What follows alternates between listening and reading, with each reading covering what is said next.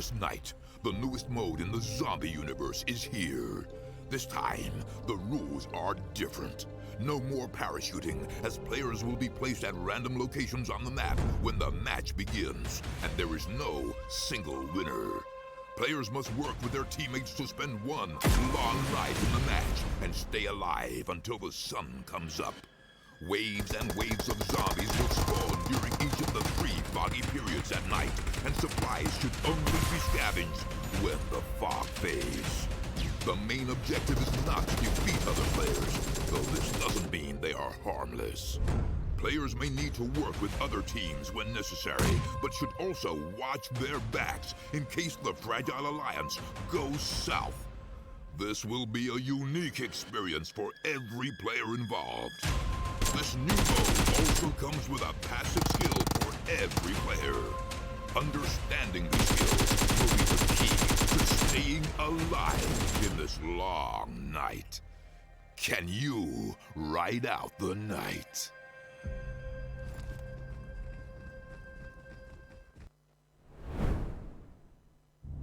They got to know something's happening in H mode. He was already unable to move, and it looks like there's going to be another down onto one of the RBK members, and MBZ. Looks like that's a 2-man opening up here. Squad's trying to come in and maybe clean up a couple of fights himself, but MBZ showing that they are such a strong team, knocking down members left and right of the 69 SWAT squad, but they get the first shot. Captain going for it, but he gets dropped down. Way too many members of Nox were there. Maurice is going to be able to come up with it at the end of the day, and he will finish off Captain. Covers 9-6-3. So does Zero, and they should be able to polish them off. This is a real mismatch fight in terms of player skill. And it's on the MEA side. Remaining, he takes a shot, but he unfortunately is going to get dropped at the end of the day. MEA. Lashin train the sights on. And he's going to open fire, but it's just a numbers game at this point. AM just way too strong as Lashin tries to come in around the bottom side, but they will be able to finish him off. Not before one member does get down, but that's going to be the end. Yes. Thanos. Goodbye. Dr. Luz is going to go for this, but AM have already caught wind of it. And Dr. Luz, he runs right into a nest of fire. The top 5 spot minimum. And Mehmet going in here, unloading onto the remaining TRD members, so they might go out here, but Hackshot is still healthy as JS. So MEA members, here's the peek in. He gets a knockdown onto Falastine, and he can finish the job, but no, Guns is there. Hold on a second, he could do this right now. He could clutch it against Galiko. Look at the health bar. It's so low, he just needs to peek around the side, and he's done it. MEA with another chicken dinner. I might as they push in through the windows. They may not realize where he is. They do. Pushing away, a lot of blind fire, spraying and praying, but who's going to come up ahead? It looks like it will be RB. Look in the car, they pop out. Looks like it's a turnaround. And that's going to be one down. Los Kev comes through. He manages to get one knock, but unfortunately takes heavy fire. Teammate's going to bleed out. That's going to be Los Kev finding the down, but the rest of the members of SMP should be able to light him up. Wait a second. Free fire either. Decides waiting for the headshot, and he gets it. What a beautiful play. 2 shots onto Narcos. Wasim gets fired down by Atez, and they say you will not get a chicken dinner for the 3rd time in a row. This is just GG well played here. There's nothing there to do. They haven't got any advantage here. The shot's coming out, and another one's going down. Yeah, SWAT's making a run for it, but I think there's nothing he can do here. It's Lashin and the rest of the crew is coming in. That's going to be the end of the match. He's breaching through the smoke. Quiet doesn't see him, and he's going to get dropped down. Hicks We'll have to change eventually. into the fight. It looks like JS decided they wanted to take it downstairs, but they finish off Butcher. He's going to be on the outside. One shot, and that's it. RBK, they just unload. He opens it up. He's got one. He's got 2. He eliminates TRD. Rowan. Valentine, he's made it up above. He's going to be up to the top, and a test is going to have to deal with him right now. He does get the knockdown, but the rest of the MEN members are still standing strong. That's going to be going to the first floor into the smoke. Mehmet's going to be able to run out. He's got the down. This is going to be it right now. The fight is on. A test, the last man standing for JS here. As it's absolute chaos inside the smoke. Who's going to take the chicken dinner on this final fight? 5 members alive here, and it's going to be it. JS, they just survived to the end.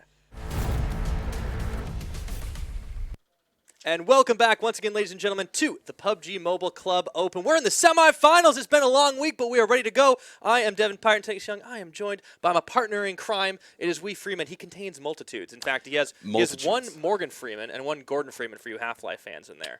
That's why it's men, 1+1. I'm a big fan. That's of both, in fact. Yeah, of both. You know, you kind of can't not be. one's a fantastic character in the game, one's a fantastic actor. Yeah. The voice of God, some might say. But Well, I mean, he is in many ways, and not just in that movie with Jim Carrey. But that's not what we're talking about here today. What we are here to talk about is, of course, the Middle Eastern region for the semifinals. We've had 32 teams, whittled down only to 24. So we are only 3 groups remaining. The teams will face off against each other a couple of times, a little bit of smackdown, lots of brawls. Who's going to get those chicken dinners? We will find out. And here is how the tournament goes for those of you that are unfamiliar with the rules. Of course, placement rules the roost. 30 points for the first place position, and then, of course, it goes all the way down, 22, 19, 16, etc., but kills are only worth 1.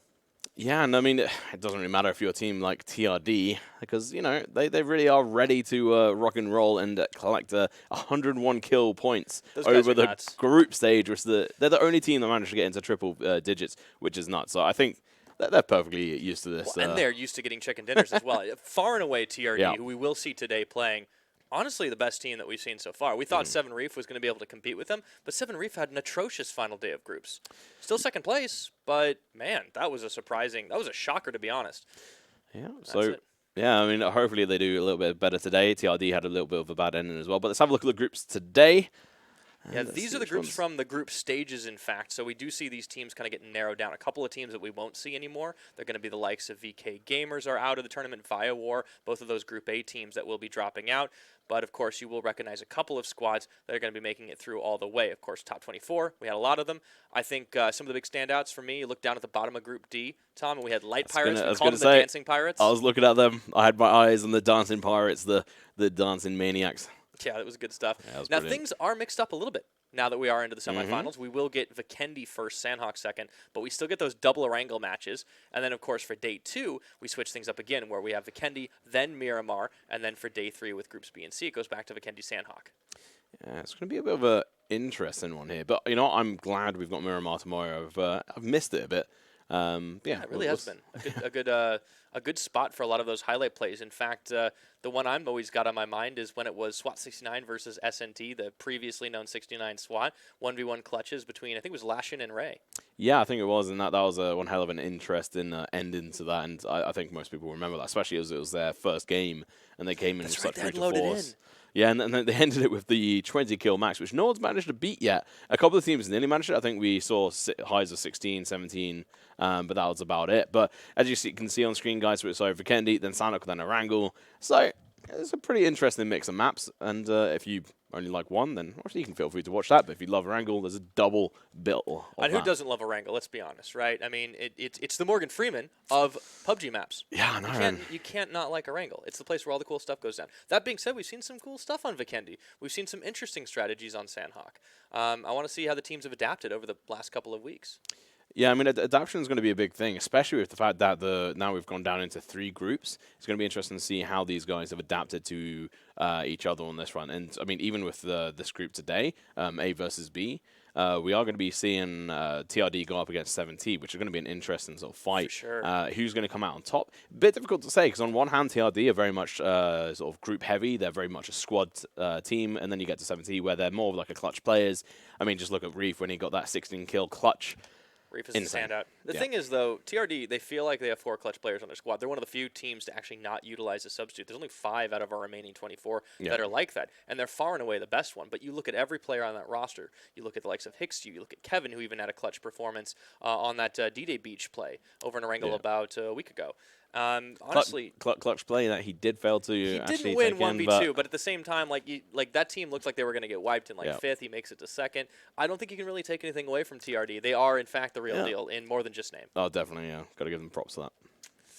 Well, I want to see how they do going forward, though, because their last 2 maps, that was kind of the roughie. They had 2 Erangels where one of them, the worst we've ever seen them place, they go out in 13th, which at that point was the bottom placement because it was only 13 teams loading in. And they get into a crate battle immediately with SNT. And then they get wiped. So we're like, what are you doing? They'd already guaranteed themselves first, so like maybe they were trolling, but it felt so weird. Yeah, I mean, the last 2 days, it was fairly much that they were hot dropping to go and get kills. They didn't really care. And it was obvious to see. We saw them drop in places that they weren't used to. Before that, they were playing properly and not hot dropping. And some people say hot dropping can be quite disrespectful. But you know what? At the same time, it gives all the teams practice. It's very entertaining. And yeah, and there was only, I think, 2 or 3 teams that didn't go through through to semifinals due to the fact that we had a large amount of teams not actually show up for the group stage. So they were fairly safe, and they don't really care if they got first, second, or third, because they knew that they were going to be able to dominate.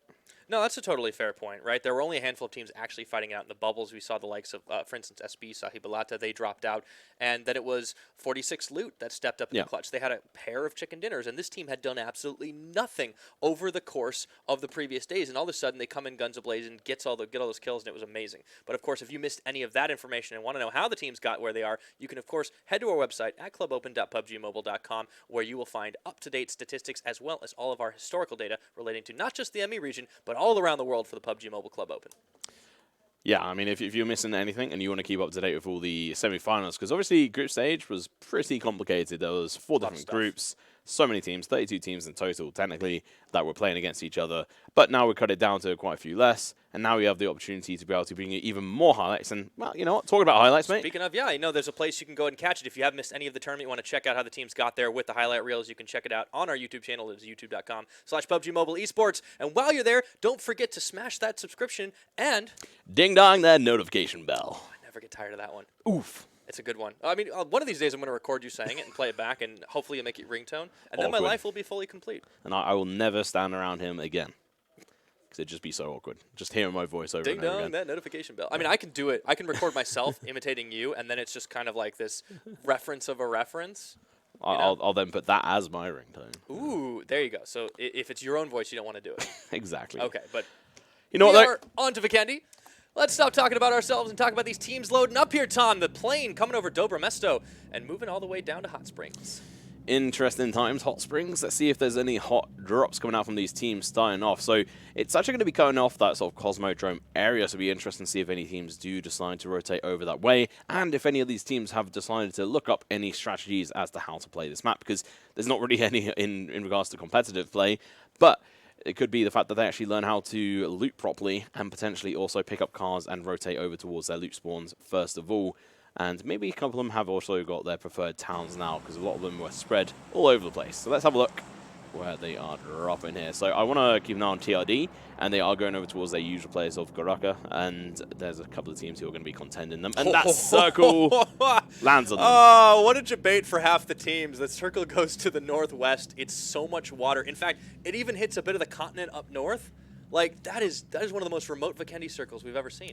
That is insane. And, I mean, talking about the water circles, water there, relatively to how TRD seem to be in all these circles in their favor, is relative to actually Liquid, who on the sort of the PC roster, they tend to always get the circles. And there's a big meme of the fact that, okay, how much did you buy these circles for? And you know what? I'm starting to think TRD have the same strategy, that they're actually buying a lot of these circles. And well, there's the first fight coming out here between LND and 69. Yeah, we've already got a couple of knocks as well, and you can see the Rush to Crush members getting involved in a lot of action. It's traded back and forth. And this is over by Goraka, which means these teams did, in fact, hot drop and just started going at each other for the first start. 2 of the 17 members are already knocked, and that's not a great start for the team that is in second place and trying to prove that they can be even better. And then also the same thing's happening there with 69 SWAT. And they've got one person left standing, and he might be able to do something here. That's Rush getting knocked out. And I was going to talk about how Rush to Crush had such a fantastic opening match on Vikendi. It doesn't look like we're in for repeat performance. That's going to be an interesting one there. They do actually recover it, so have to give them props for that. Being able to recover and should be able to get 2 members up. So they're only going to have lost 1 member, but they wiped Rush to Crush. And we did see another wipe here, I think, actually. Yeah, LND. Yeah, LND out. That's going to be painful. I mean, interesting.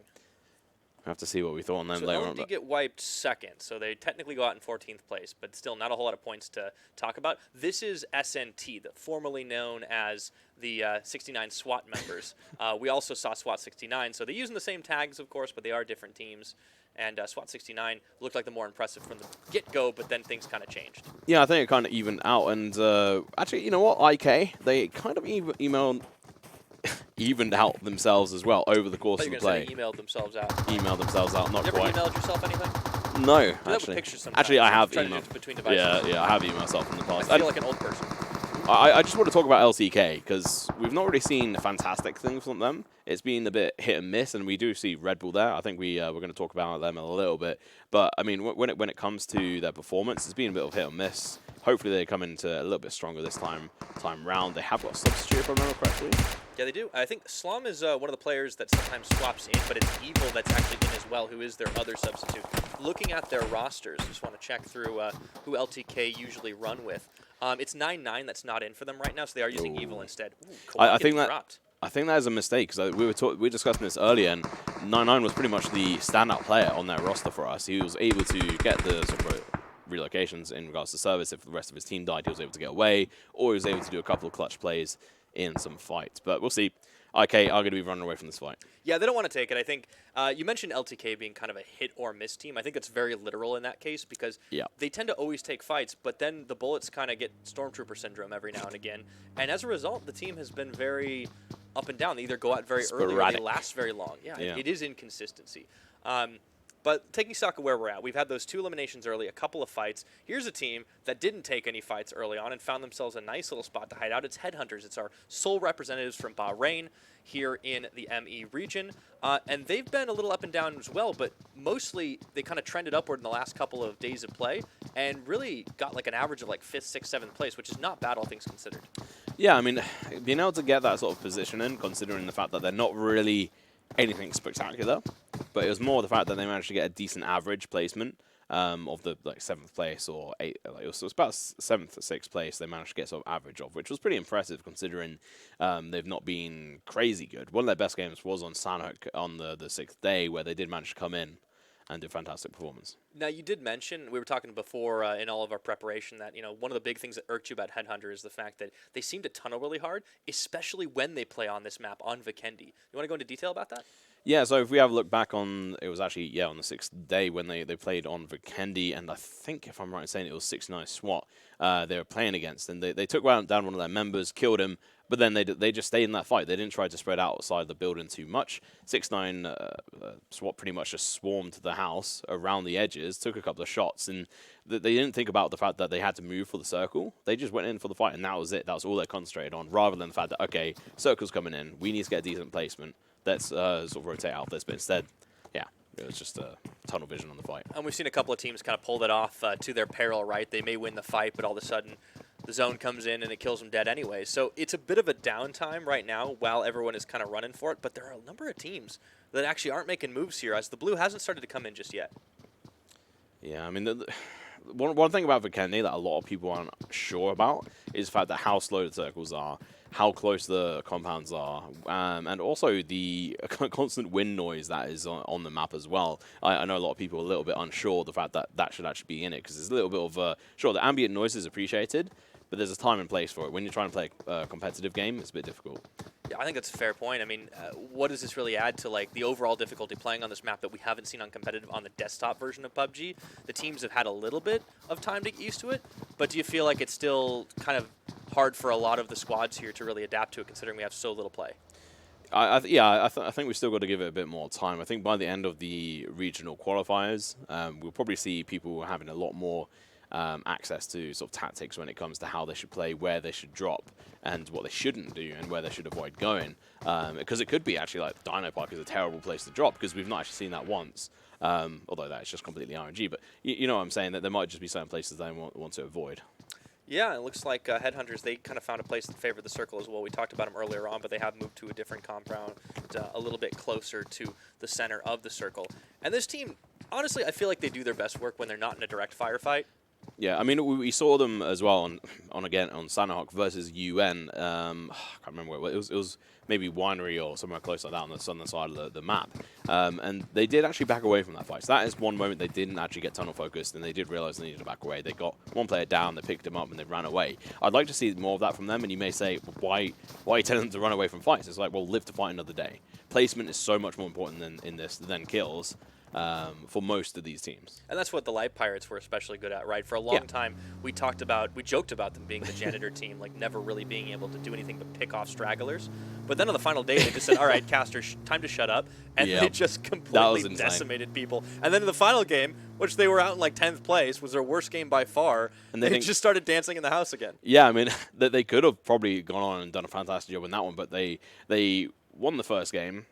And then lost the second game, but came second, and then won the third game on Erangel, and then they just decided to dance around apartments because they were obviously just like, we honestly don't care. We've qualified this forever. We've proven that we can get frags. We're not just a rotation team. We are actually able to take fights when we don't just focus on rotations. And it'd be interesting to see how they perform in the semifinals, considering the fact that a lot of these teams should be able to look at where their rotations are going. So say if I'd like to say on Erangel, where if the circle goes up north, people are going to be able to know where to cut off these other teams whilst they're rotating. Instead of just rotating instantly for themselves, they should go in for the frags on the rotators. That's fair. Now, Light Pirates aren't, of course, playing today. It is only groups A and B, but let's take a look at where this circle is comparatively and where the teams are, because we've talked about the original placement, but we didn't talk about the teams that were sitting outside of it have now started to move in.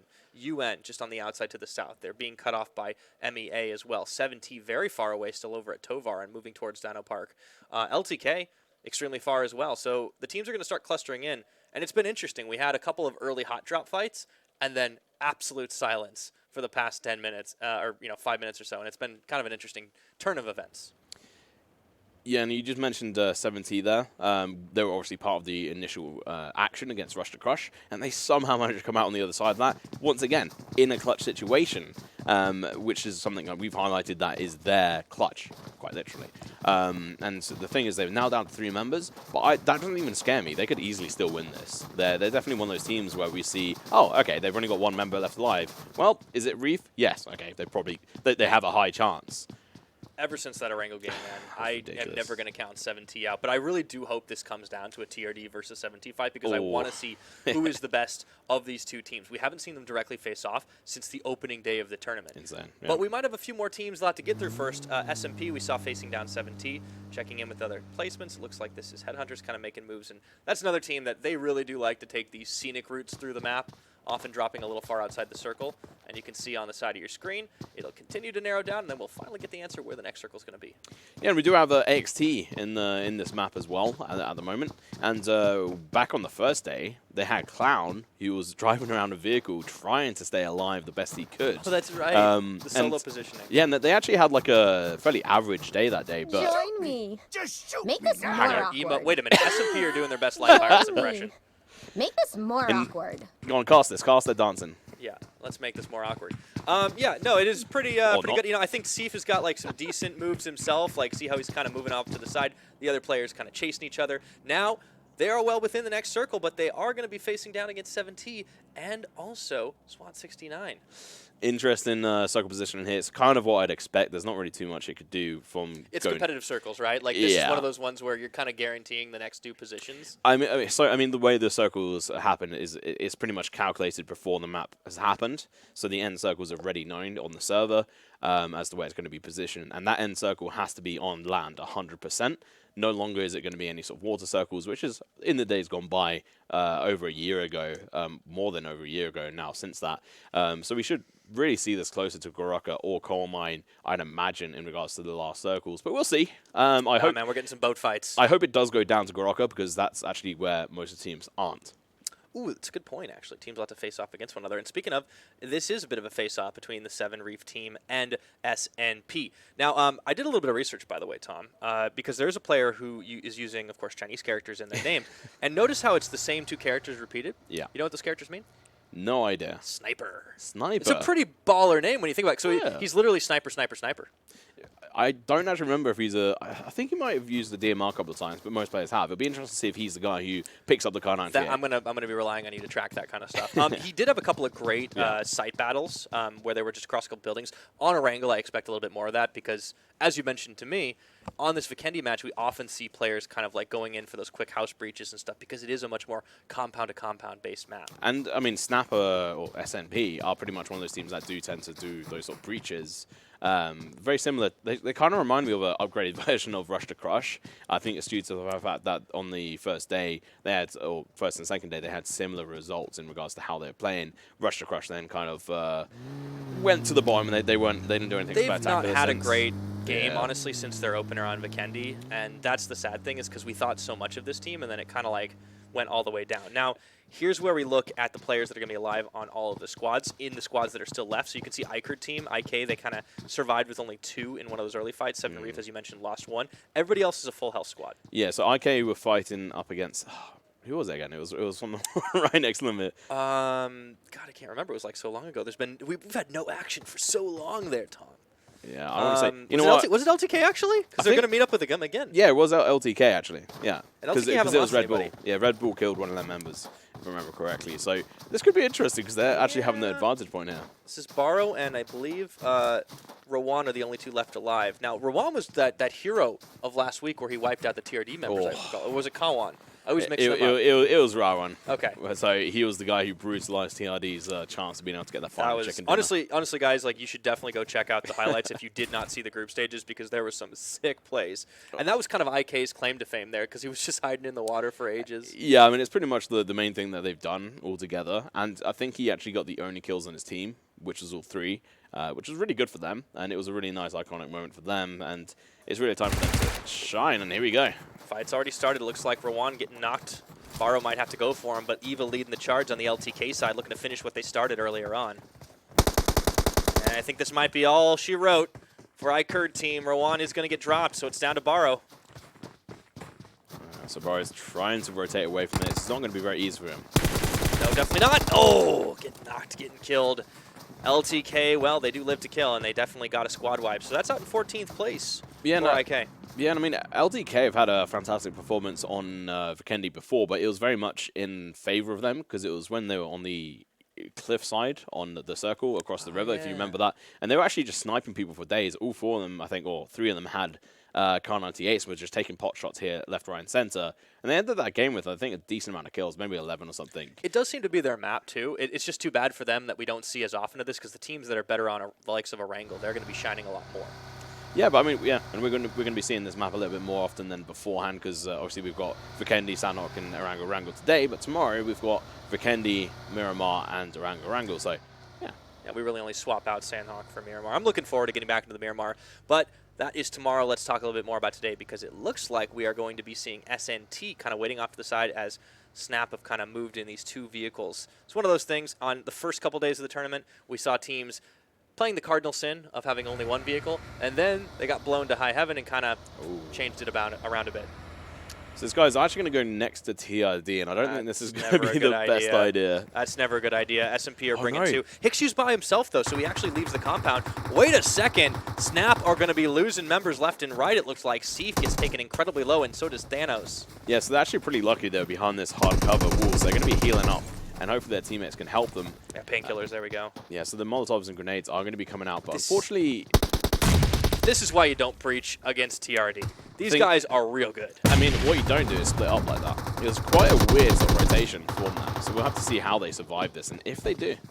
Not sure if they knew who they were facing off against. It's a little unfortunate there, but Hixu is going to get knocked by Seif. Perfect nade placement. Oh, and look, the rest of SMP coming in. This could be the end of TRD.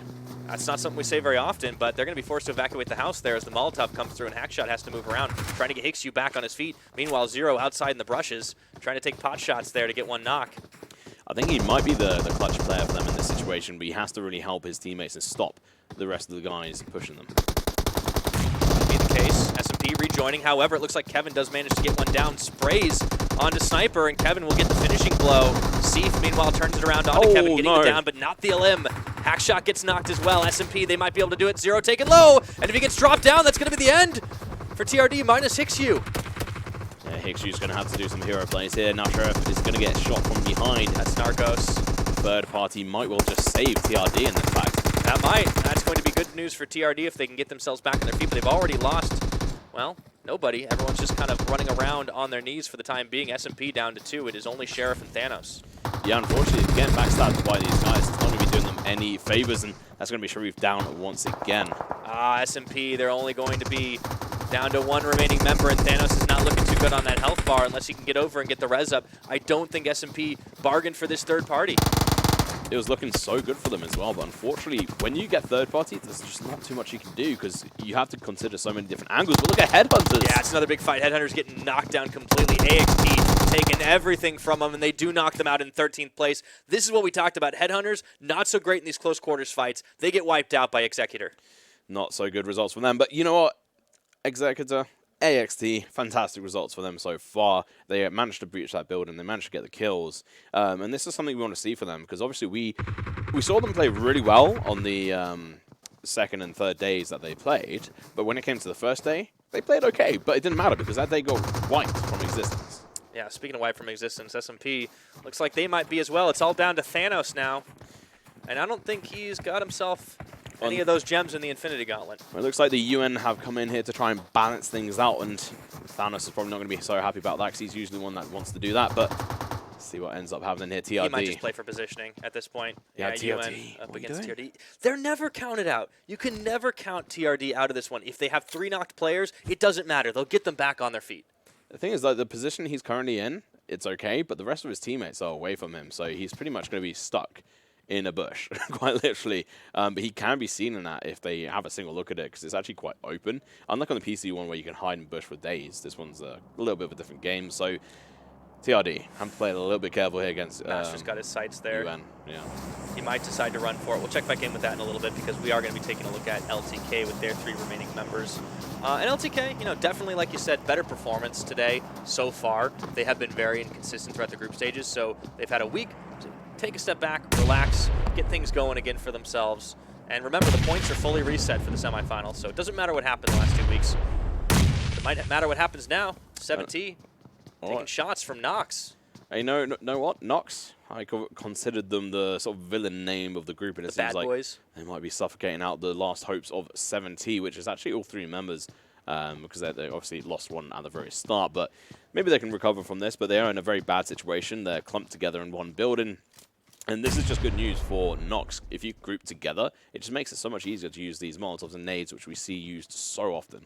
Yeah, Nox are another one of those teams that are super good at breaching. They're not too dissimilar from Executor. Funny enough, both teams representing Israel, actually. Oh. But Nox are just, yeah, they're so good at tactically sweeping out. Like, you see that split with the 4 players across the way. There's no chance for 7T to leave this building. Yeah, I mean, as soon as one of them tries to run away, which is usually what ends up happening, one jumps out, he gets knocked, and then they get breached. And that's pretty much the end of every team. And that's we see that quite often from Nox, even if they do, like, we've seen them... Ooh. That is a great little circle. There's almost no buildings left in it. There's quite a few, but compared to what there is now, Come on, Tom. Give me some slack here, man. Let's jump on back over towards TRD though, because they're going to be engaging in the UN, the United Nations. They are the United Nation.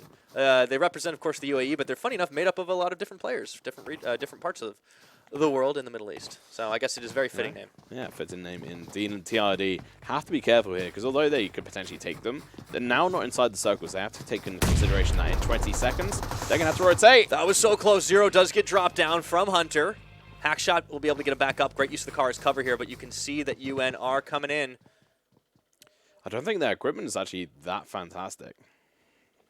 A tense moment. Okay, nade's coming out. But this is the thing, TRD, they stick together. You can see Thanos is just off watching right now. Hixu is going to get dropped down again by Thanos from the backside, so it continues to be a pain in the neck to TRD's remaining members. Yeah, it looks like he's not just going to be playing passive, but the circle is now going to be coming in. They have to use this car to be able to get away. Good smoke. But they don't have that much health. Oh boy, Blue's coming in. This is going to be dangerous. Some spraying's coming out. They're going to just take a drive and hope they don't get blown to smithereens along the way. Doesn't look so good for them because they're going to be pushing straight into UN. Okay, Zero's going to get knocked out of that one, and Hackshot as well, so TRD could be in very big danger going out very early, even Hixu getting dropped on that one. Want to check back in to see what happens. Hackshot getting taken out, Hixu getting finished off, and it's just cleaning up the TRD members. I don't know if any of them survived that. No, with Kevin knocked, that's going to be them wiped out in 11th. Wow. That is insane. On the first day here, seems like they're not going to be at the top of the leaderboard, and MEA going to get knocked out as well. Yeah, no, excuse me, that was the 11th place team. TRD go out in 12th. MEA, we hadn't even talked about them today, but they moved their way back to the finals after having to recover from losing the lot of their points. Finally, Thanos will drop. That means a 10th place finish there for SMP, but he definitely did his team proud, lasting a few places longer. Yeah, that was really good from them, and UN are going to be able to rotate in the vehicle that they stole from the dead bodies of TRD. That's just brutal, man. Pay the iron price for it.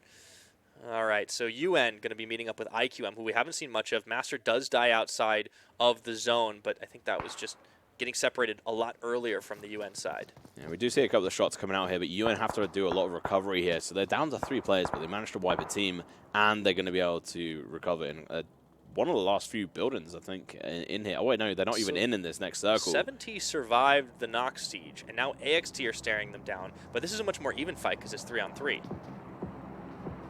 How even will it be when the rotations come in, though? Because I don't think 7T have any vehicles.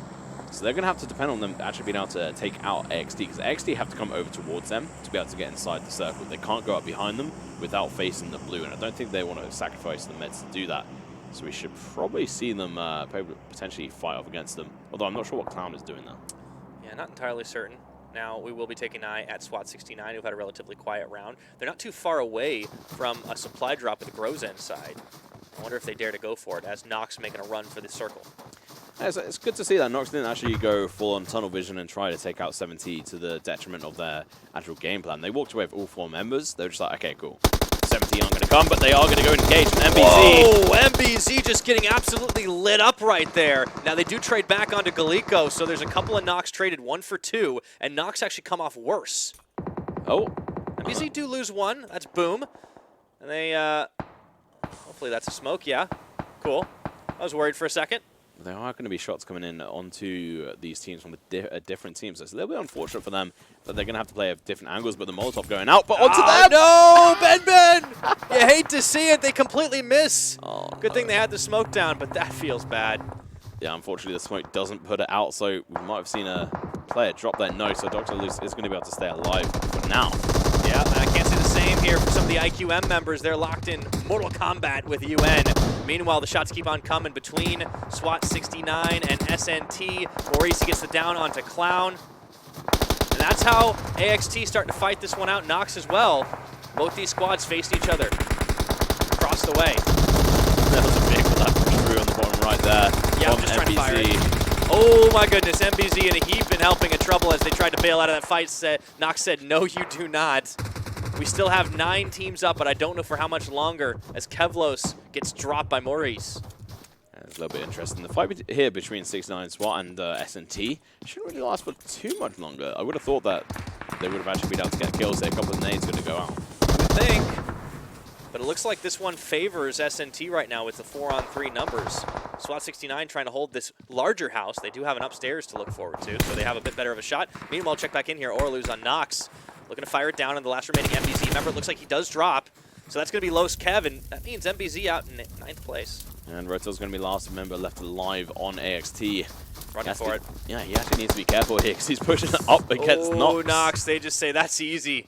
Nowhere for you to go. Rodel, he's going to have to find the limited amount of cover he can in the sights of Ben. Gets back down, looking to crawl here, but I think he might be out of luck.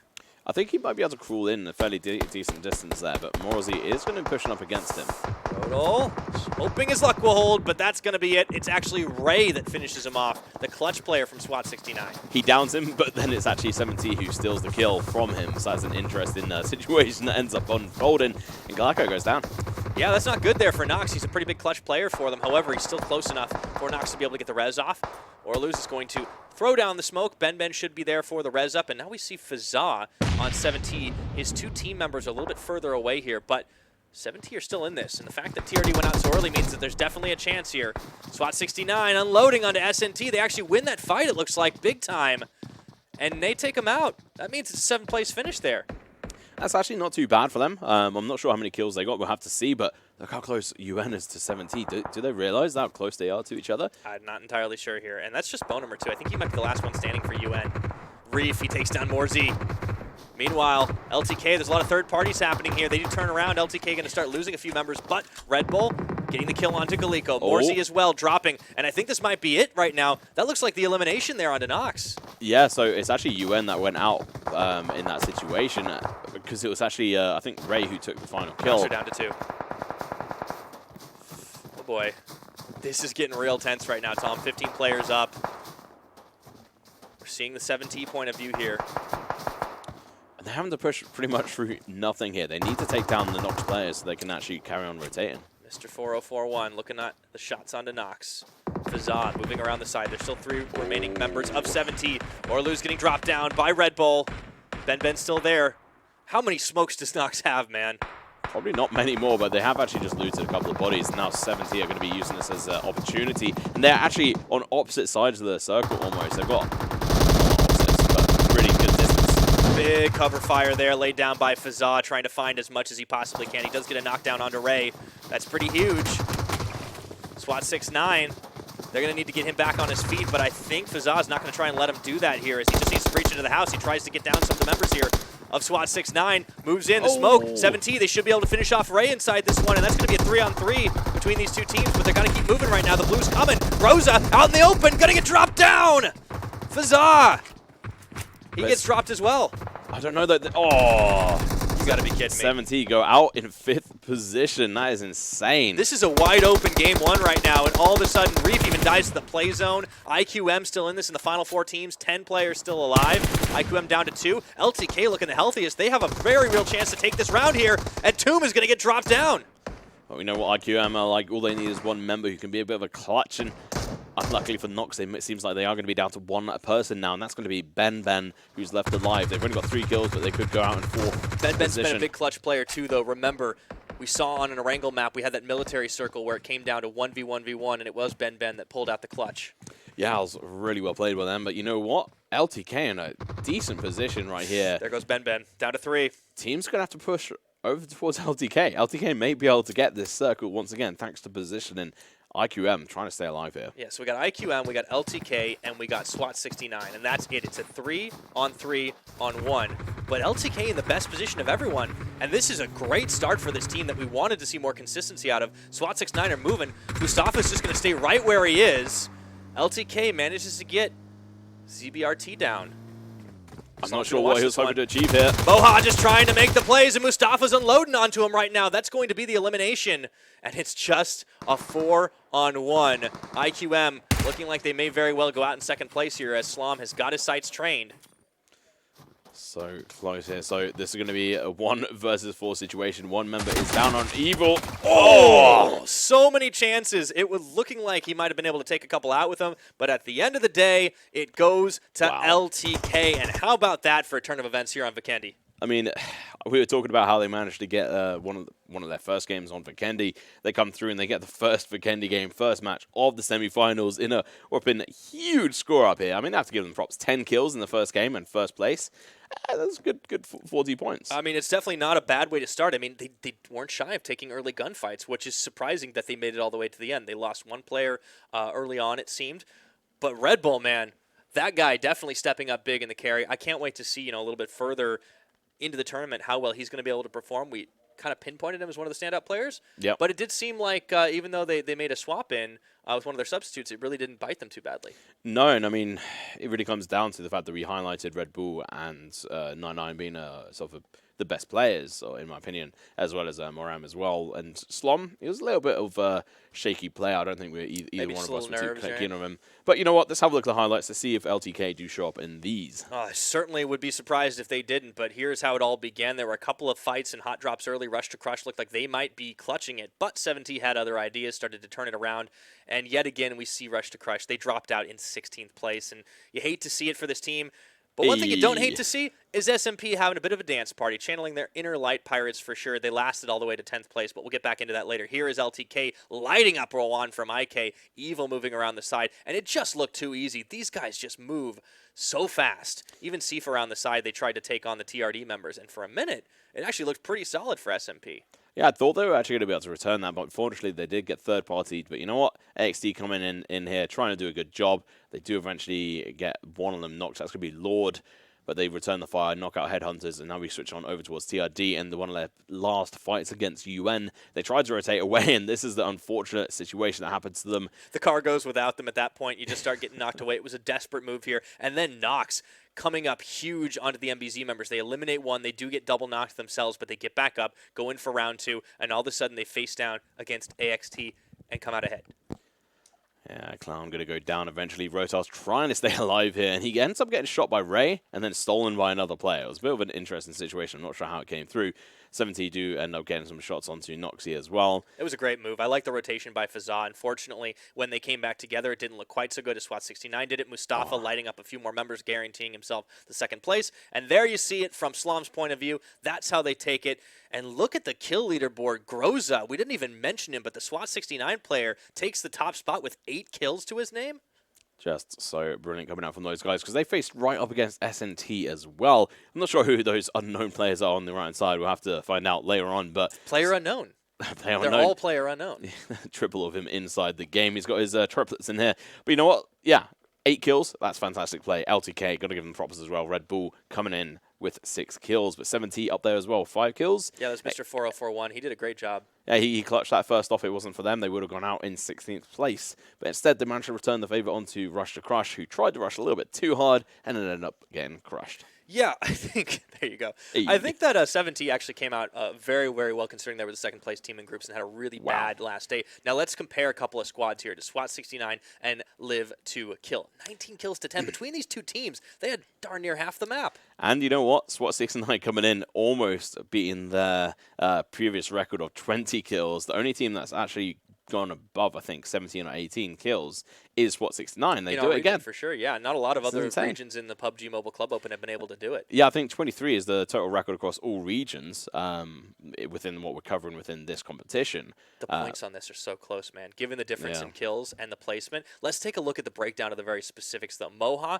definitely stands out huge here for SWAT 69 with 5 kills and almost double the damage of Slom.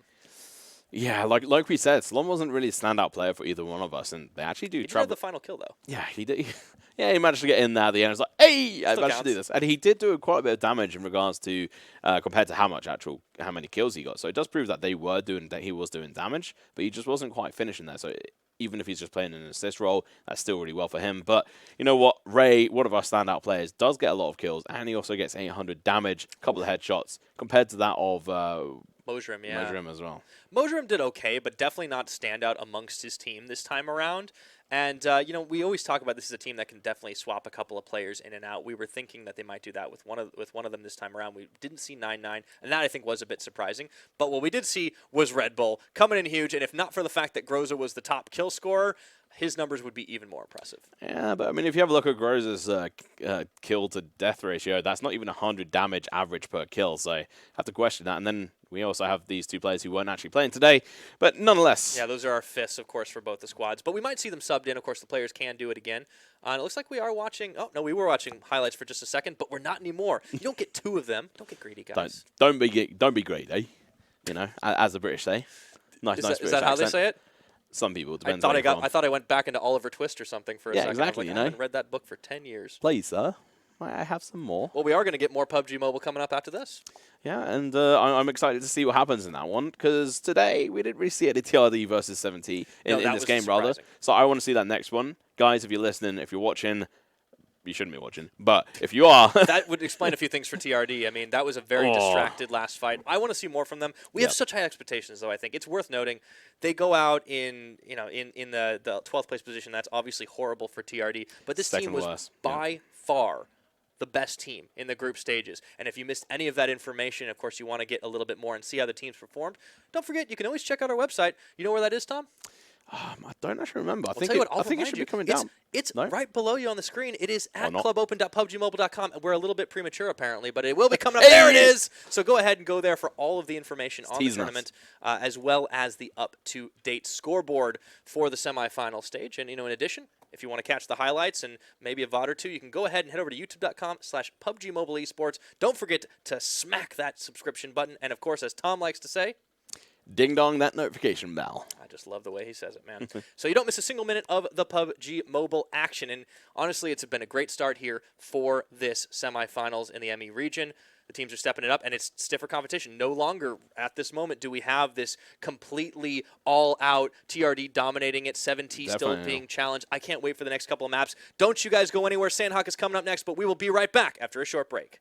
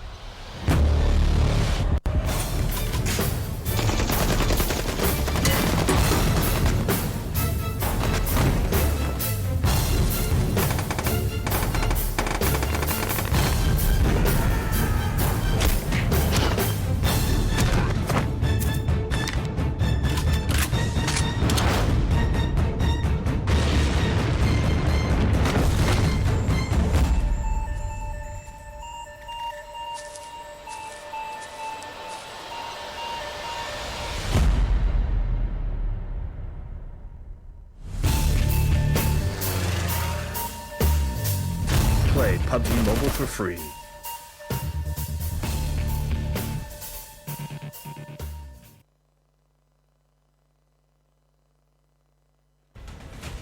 Zombie, Darkest Night, the newest mode in the zombie universe, is here. This time, the rules are different. No more parachuting, as players will be placed at random locations on the map when the match begins, and there is no single winner. Players must work with their teammates to spend one long night in the match and stay alive until the sun comes up.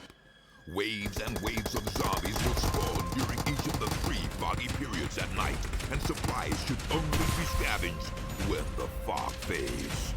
The main objective is not to defeat other players, though this doesn't mean they are harmless. Players may need to work with other teams when necessary, but should also watch their backs in case the Fragile Alliance goes south. This will be a unique experience for every player involved. This new mode also comes with a passive skill for every player.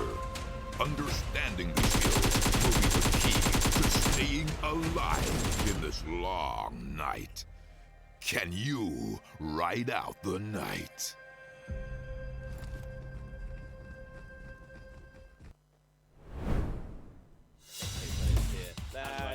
On different teams as well. They're standing right next to each other because there was a sick gameplay. Oh, whoa, we got cars! Mustafa, his car's on fire right now as they chase him down. UN. That'd be a huge play to be able to do, but you know what? Talking about huge plays, AXT and how do you hit that truck? All the way up there, but let's return to the dance with Pyro. They're still going. Absolutely. Right on through. I feel weren't even seeing that. Guys, please. Oh, what are you doing? They're patting each other. Luckily, fan-friendly fire is off with the rules. Yeah, well, we don't talk about it for sure. We don't talk about this either. Sorry. What the heck are SWAT 69 doing? They've got cars on the roof. This game's gone off the rail. Yeah, okay, never mind. Oh, stop. This is how you don't drive. Wait a minute. They got back on the wheels? You're kidding me. Remember, looking for 3 chicken dinners right now. It looks like SMP are going to start by taking down a couple of members of MBZ. 963 out and 8. Okay, you know what? Too bad for them. That's definitely good. AM will be facing off with Codex to start the way in the open. What can you do at this point? Finding himself, he's got a little bit of cover. He's behind the tower. The team can take each other out. And by the way, what happened last time to UF? Everybody to the PUBG Mobile Club Open. Of course, this is the semifinals for the ME region, and you just saw some fun, some fails, and some fun fails across the board. They always seem to involve vehicles flipping at obnoxious angles, Tom. Yeah, I'm a little bit sad we didn't see the one from 46 Loot, if I remember correctly. It was from them. Oh, no, sorry, 963, when they used the buggy. When they did the Dukes of Hazzard thing, and they jumped up all the way across, and then they got, landed 2 on the roof, and then tried to kill a team, and then just got eliminated. That was, I love 963. Those guys are insane. The underdogs who actually proved themselves a little bit. They got quite high up on They made it into 24th position. They were the last team to qualify. We'll actually see them tomorrow when Group C plays. Interesting to see how they actually perform that. And they'll be playing alongside 46 Loot as well. So see how they compare. But these are kill leaders from last match. I guess we didn't want to show that because we're going to only wipe away from it very quickly. But in case you were wondering what happened last time, maybe if you're just tuning in now and you have eagle eyes, you were able to see that there were some pretty impressive kill leaders. But Red Bull from LTK was the one that stood out to me. Red Bull and Groza. I mean, Red Bull obviously got, 6 kills, and then Groza managed to pick up 8 kills. But damage-wise, I'm fairly certain Red Bull actually got a higher damage ratio. You get a couple kills stolen away from him, right? Yeah. Like, it's not really fair. The kills don't always go your way. And those are worth a point in the tournament each, so it is important to actually pick up the kills, not just getting the downs. Always finish what you start and always double tap. I learned that one from Zombieland. Yeah, exactly. Important. Yeah. Speaking of that, zombie mode does look like a lot of fun. Oh, I actually haven't played on it, but I love Resident Evil, so I'm like, oh, this is great. I wonder if you can play as Mr. X, though. I wonder if you can. But, there's lots of skins, and we see them all the time in this. Like, that's one of my favorite things about PUBG Mobile versus desktop PUBG, by the way, is just the sheer variety of the crazy skins and things you can actually get for the game. A little bit more customization, showing off your personality. Yeah, there's car skins, which is absolutely insane and awesome. The fact that you can sort of customize your cars around you. Imagine some of those fun fail moments with crazy car skins. Yeah, exactly. There was like a really smart sort of Bentley or something instead of a Dacia, I think, earlier on in that game. Some people just have a different sense of style, man. So we cater to everyone, and that's the great thing about PUBG Mobile. Brilliant. Yeah. And you can play on your mobile anywhere. True. And keep anywhere you have cell connection, that is. Yeah. Yeah. So most places, you know, it's 2019. You get just about everywhere for sure. But yeah, we saw some really impressive performances in this last game. I really do want to highlight not just the likes of you know, LTK, who ended up taking it, IQM, who again pulled off the woe is me, my teammates are all gone. What do I do? This time it was Mustafa. He's like, guys, this is my turn. Wolf, Tomb, don't worry, I got your backs. I'm gonna just kind of shimmy up, crawl behind a tree, and he even managed to help take out some of the third place team members and get himself into a guaranteed second. Yeah, he managed to get a couple of kills there at the end, so it was actually fairly decent. And this is kind of just a consistent thing we see from those guys. It's very sort of reminiscent of what 7T play like, but 7T tend to play as a team a lot better. But let's have a look at the current total overall standings. It's going to be LTK at the top with 40 points, but SWAT 69 at their heels with 38 points. That is so close. 19 kills. That is just insane on that front. And then IQM, I think this is probably the highest we've seen them in a long time, into third place. But this is only one match. You have to keep that in mind. Just and they Vikendi. only got one kill that game. Yeah, and that's what it was. I think that was Mustafa that actually got it because, again, this is very typical for IQM. They lose a lot of their members in a big fight, but one of them has enough sense to get away and then just clutch it out based on positioning. That's why they get that third place position with a 22 for placement. And then 7 Reef come in. They pick up 8 frags and a 14-point finish for placement. Nox come in just after them with 19 altogether in 5th place. And then we see UN, AXT, and S&T rounding out the top 8. Not a bad start. I think the biggest surprise is who's not here, and that's TRD. Yeah, really insane. I mean, the reason why they're not here is because UN are here, because UN actually managed to get into the position to actually kill the rest of TRD as they're trying to rotate in one vehicle. They're already weakened from snap fight, yeah. Well, and also from they got shot from behind from Thanos, and they were currently engaged in UN, and that punished them. But you know what? MBZ, they do deserve this position. They did some interesting plays. They didn't get any kills, but they did a bit of damage.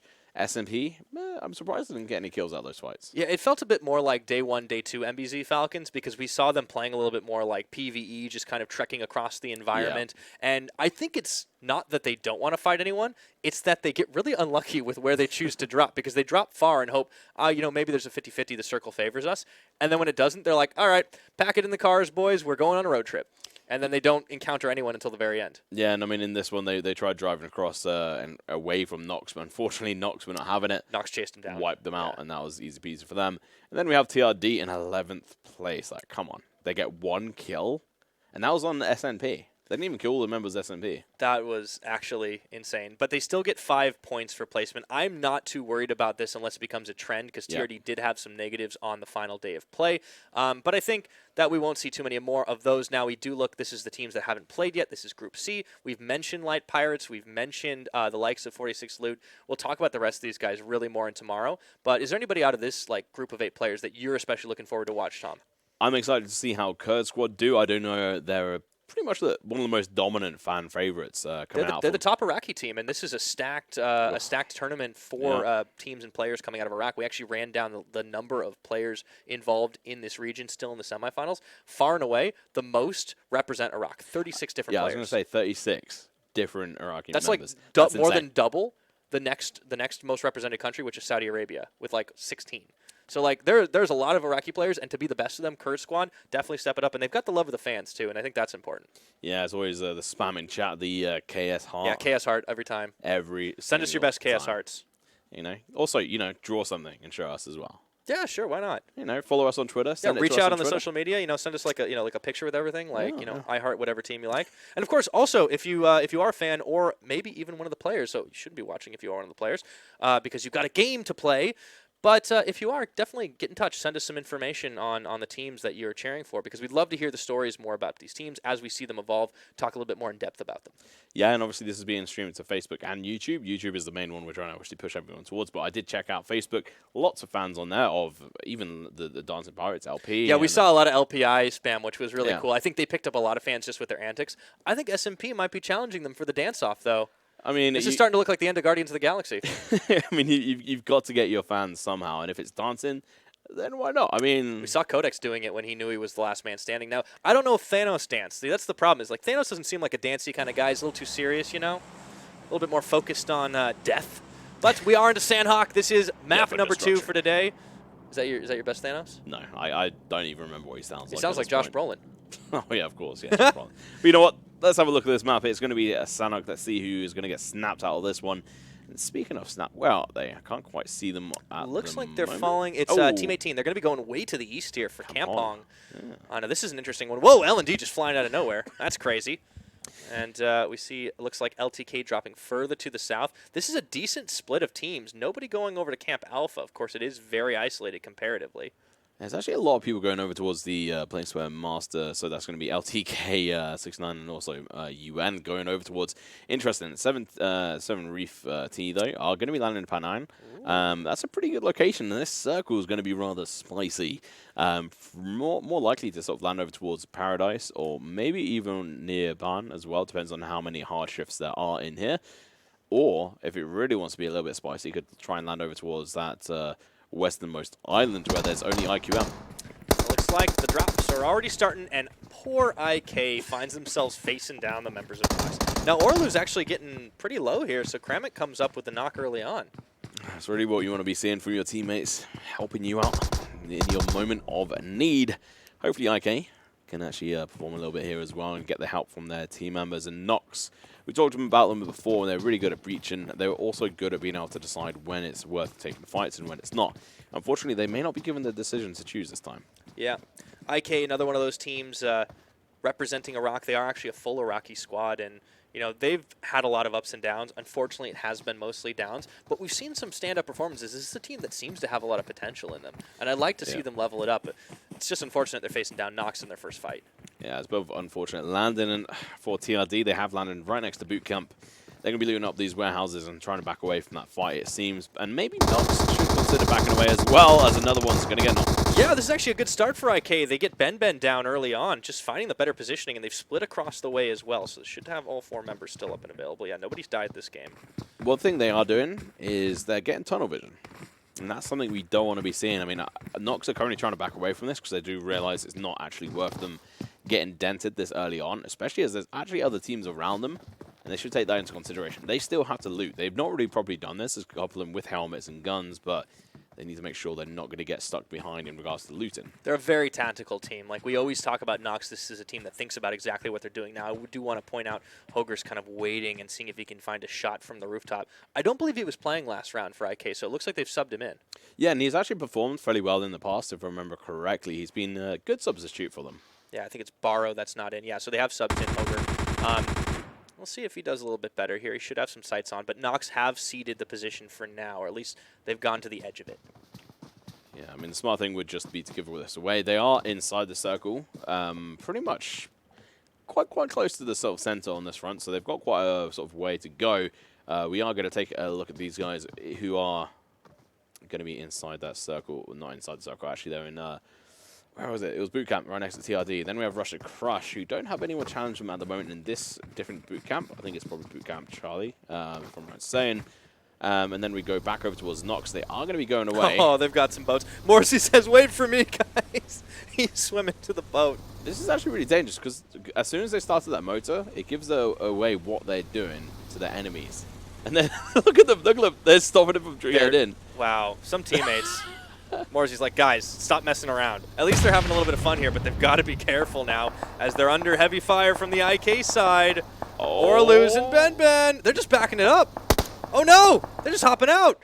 Oh, no. This could actually spell the end of Nox. That was not what I expected to see. Trying to make a getaway boat ride, and IK smelling blood literally in the water. They were reversing to try and get away here. I'm not quite sure what they thought they were going to achieve there, but getting away was not going to be one of them. So they're going to have to try and smarten up here before they end up dying. And it seems like IK are going to be trying to do their best to be able to try and recover from this. Yeah, there's really nowhere to go across the bay from Cow, and it looks like they're just going to have to swim right back up to the shore. But IK are tailing them. Yeah, so they have actually managed to make it to a compound, so this might give them an opportunity to recover, but they're not really in the best of situations. IK, though, might be making the better decision not to full-on go into this. All right, some silliness going on there, but we'll take a look at where the rest of the teams are located right now. We've got TRD, who we are looking to see more from here on the Sanhok map, and in their sights is AXT, Lord on the front line here. They got to be careful, though. There's a lot of cover, but apart from this one rock outcrop, you got to start moving into compounds if you want the hard stuff. It's mostly soft cover right now. Yeah, and I think these guys are aware of each other. Ooh, Groza for Headhunters. the BAP. The BAP. Man, get it. Yeah, I suppose so. Talk about bapping. Hold on a second. We've got ourselves a fight here, and it's TRD. Man, they were angry from last round, already unloading heavy fire onto two of the AXT members. It's Clown and Lord knocked already. Let's take a little bit of a guessing game. Where do you think the TRD are going to play this game? Place this game? You know what? I'm going to give them like a 4th, 5th finish. The way they're playing right now, I think they might be a little bit reckless. They might lose a member or two. We'll see. Rodel trying to light them up here, but while he gets the knock onto 0, AXT lose everybody, and that's going to be a drop down to 16th place. I think they might get 3rd place with maybe 16 kills. Ooh, that is a very specific number. What makes you say so? Got to be confident, and I think they're going to be able to get the frags. And I think what you said about them being reckless is going to come into it. I think they're going to get 16th place, but only with 1 or 2 members remaining into that spot, and then they're not able to clutch it out. Yeah. Because as we know about TRD, they play as a team, and that's their strength. Very true. Now, we did call them out last time, and I think, to be fair, they got heavily third-partied. There were a lot of teams coming in to pile on them, and I don't think, even if you're the strongest team in the tournament, it's not easy to do that, to fight against that. Yeah, I mean, I think that's asking for a lot, and I think at this point in time, in the sort of mobile sort of community, we're still waiting for teams to develop beyond that point, but you can see the circle is going to be closing in. Where is it going to land, though? That's going to be the real question. HeadHunterr's still going to be fairly decent here. UN actually trying to get up. They're spread out all across the way. Circle will be closing down momentarily. These guys jumping out of vehicles. Remember, friendly fire is not on the mobile, so you don't have to worry about it. And the circle, okay. Wow. This actually opens up for that Western circle I talked look about. at where IQM are over by Hotin. I was going to say 7 Reef team actually abandoned their post at Pinon before the next circle showed, so they must have figured this is not likely to be where it's going to be, and even if it is, there's heaps of teams coming in from the south, so everybody will start congregating. But as you mentioned, it's another spicy one. There's a lot of water in that circle. Yeah, and IQM have only got 1 person on the western side. Where's the rest of them? They're on the eastern side. So this is what they're doing. They split dropped again. I think it's probably one player was AFK and they decided to just let him go wherever he went. And luckily, he was the only one on that whole island. And so it might be another long placement clutch there for IQM. I think it's the same guy. I think it's Mustafa. I think it is indeed. That's so interesting. LDK, though, going to be trying to run through the blue here. And oh, Reef, drop down. That's a little bit of trouble here. As SWAT 6-9 find him. And they're going to be taking some fire here. Mr. 4041, he's getting dropped down. Fazza is going to put his scope on, but it's Reef already dead, and he's the clutch member of 7T. That's not good news. He is by far their best member in regards to clutches, as we just sort of mentioned. They also have another member downed, but the time is on their side. They're inside the circle, and they can pick him up, but they do have another team that will be coming up behind them not too far away. If I'm right in saying it should be 6-9 SWAT. If I remember correctly, he will be coming up behind them soon enough. But yeah, S&T, that's what we call him now. Yeah, S&T. They can actually pick each other up. The same can be said for these guys. Captain is going to be healing up, even if he has taken a bit of damage. So S&T were one of those teams that ended up placing out just about in the middle of the pack last time around. 7th place finish for them. But they got the jump on 7T right now, so they have to be playing with a bit of confidence as they have a great position on boot camp. Not the high ground, but a very solid low ground. Yeah, so just to correct myself on that, SWAT 69, sorry, are going to be coming up on the other side of the hill to them, behind them. Oh boy. If I remember correctly from what we saw in the overview. Maybe we'll see momentarily, but let's have a look at TRD. They're still alive, and they've got a compound. HeadHunterr is coming in, but they had best avoid this. One thing that we know about TRD is the straight 4v4 does not favor any of their opponents. Off screen, looks like IQM with that split strategy, they lose out a little bit to some of the Nox members. Yeah, but you know what? Even if 3 members do go down on the eastern side of the map, they've still got 1 on the western side of the map. They've got Mustafa. That's fine. I mean, this is just IQM strategies, I feel like. They're just like, all right, 3 of us are going to get as many kills as we possibly can, and you just sit as far away from the action as possible and guarantee us a 2nd place. And you know what? It's a legit strategy. Oh, so Wolf actually gets Morsey down and kills him. That's a good point. They return fire and they get the kills. There is a package here right next to the HeadHunterrs, and this would be the 2nd package. 2nd Groza as well. Yeah, so they would have 2 full level 3s. They would be so looted up right now.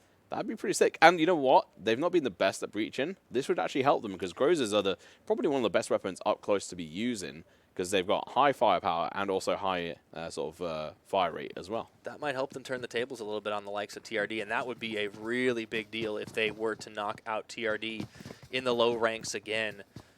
Checking in with this standoff, 7T have decided to hang tight in the trees just outside of boot camp. Nox, meanwhile, have found their way to a solid compound on the edge of the circle. We actually see Purge, one of the members we were a little bit questioning because he is their sub, and he's actually playing at the moment. That's good. Fire being opened up, though, and it is the MEA that are under heavy shots from the TRD side. HeadHunterr's also starting to lose a few, and TRD are just taking no prisoners today.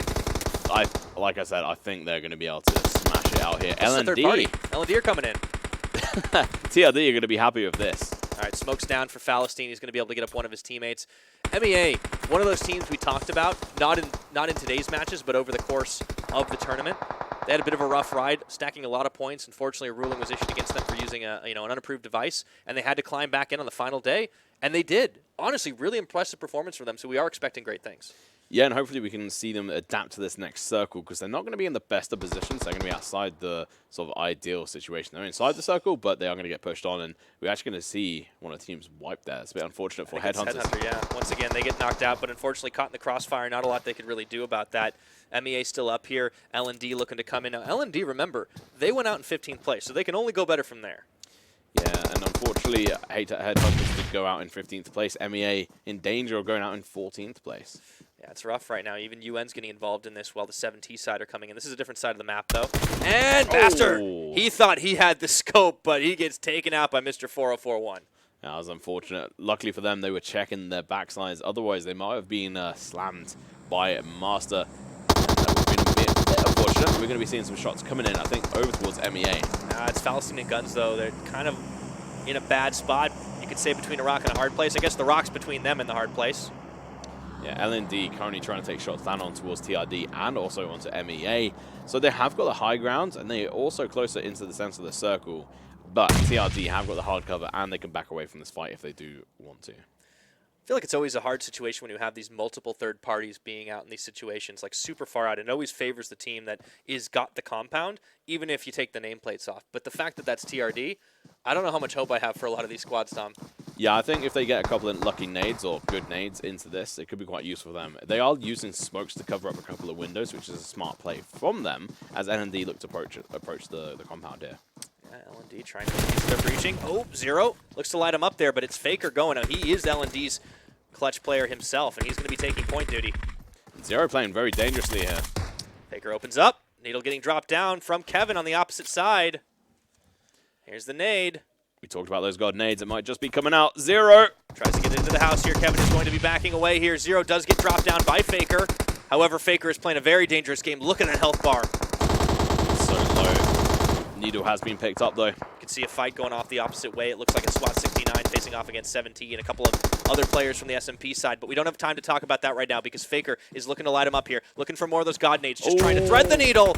Not able to find it, but at least he's been able to cover. Getting up to the side of the compound, and we've got breach play. I think Faker has been spotted, but they are going to be healing up, and it's going to be Faker knocking down Hack Shot. Great job, though, from LND. This is not an easy breach to pull off. There are a lot of other teams kind of putting on cover fire here. Faker will take out Zero, get the finishing job, and he should be able to take out Hack Shot as well, which means TRD are just down to 2. Crossing the road like that was a bad play from Hack Shot. He should have just gone to left and waited, but TRD going to be down to 2 members and now going to be getting pushed by LND, and now it's too late to try and fall away. Man, something about going into the semifinals really just levels up some of the performances, but we can see Faker getting knocked by Hicksue, tried to play the snake in the grass. However, Kevin is still up on his feet, but he is facing heavy odds right now, and if he gets knocked, that is going to be it for TRD in this Sanhok game 2, and it's going to be it. Out in 14th place are TRD. That is their worst placement so far. So far, they've had a 12th and a 14th placement. That is terrible. I'm so surprised by that. And 7T somehow still staying alive into this situation where there's got one person left alive against LTK. Control. Oh, man, he's in trouble, though. Trying to make moves onto the cover of the tree, but he misses it. Drop down. That's going to be it. 13th place now for 7T. What is it with these teams? The group stages were totally different than this. What is going on? I mean, we are obviously seeing a slightly different group, so it's different styles of play coming in, and now rush to crush. Yeah, well, they really are rushing in right now. LND did not expect that for a moment, and they get dropped as well. In the ensuing chaos, rush to crush chop LND in their own home. You know what? Like, LTK should be really happy right now because LND going out there is brilliant. Now they need IQM to go out, and they can definitely try and maintain their sort of dominance here into this match. And Nox are in trouble too, so the standings are definitely about to shake up here as IK continue to track this team across the map. Ben, he's going to be put in the grave. Yeah, one of their better members has now died. Galako is still alive at the moment. Karan and also Kramant still alive at the moment on IK, but I think their last member's alive. IQM still have Mustafa. Of course they do. And he's just kind of taking a leisurely stroll across the beach. He's got to be careful, though, because MBZ are taking a swim across. He might be seeing them here, and if he could open fire, that's 4 free kills. Yeah, I mean, he could go grenade fishing here against these guys if they're not careful, or he could just see them and take some shots towards them. As the blue comes through, all the teams are going to have to be legging it. So there are actually 4 members of IK around. They had just split off for a little while, but got to be careful there as they might meet up with Rush to Crush, who are having a much better game than Game 1. Definitely. They've actually survived a lot longer as well because they died out in the 16th place last game, and we are going to be seeing a big fight coming out here.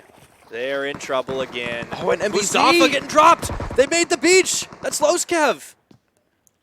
Not before he managed to kill one of them, though, I think. So he managed to pop off one, but ended up dying. And now we're going to be seeing Snap coming under heavy fire from Spot 69. Sniper and Seif here. Seif's a little bit low, and should be able to get him back up onto his feet, but you got to be careful. That is not a lot of cover there.